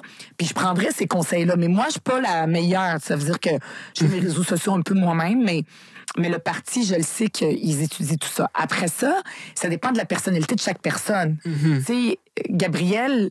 Tu sais, je veux dire, Gabriel, il est comme, comment te dire? Tu sais, on dit souvent aux policiers, soyez authentiques. Mais Gabriel, il est authentique. c'est ça lui-même. Tu sais, peut-être moi, j'ai une autre personnalité. Fait que Manon, toute une personnalité, tu sais, différente.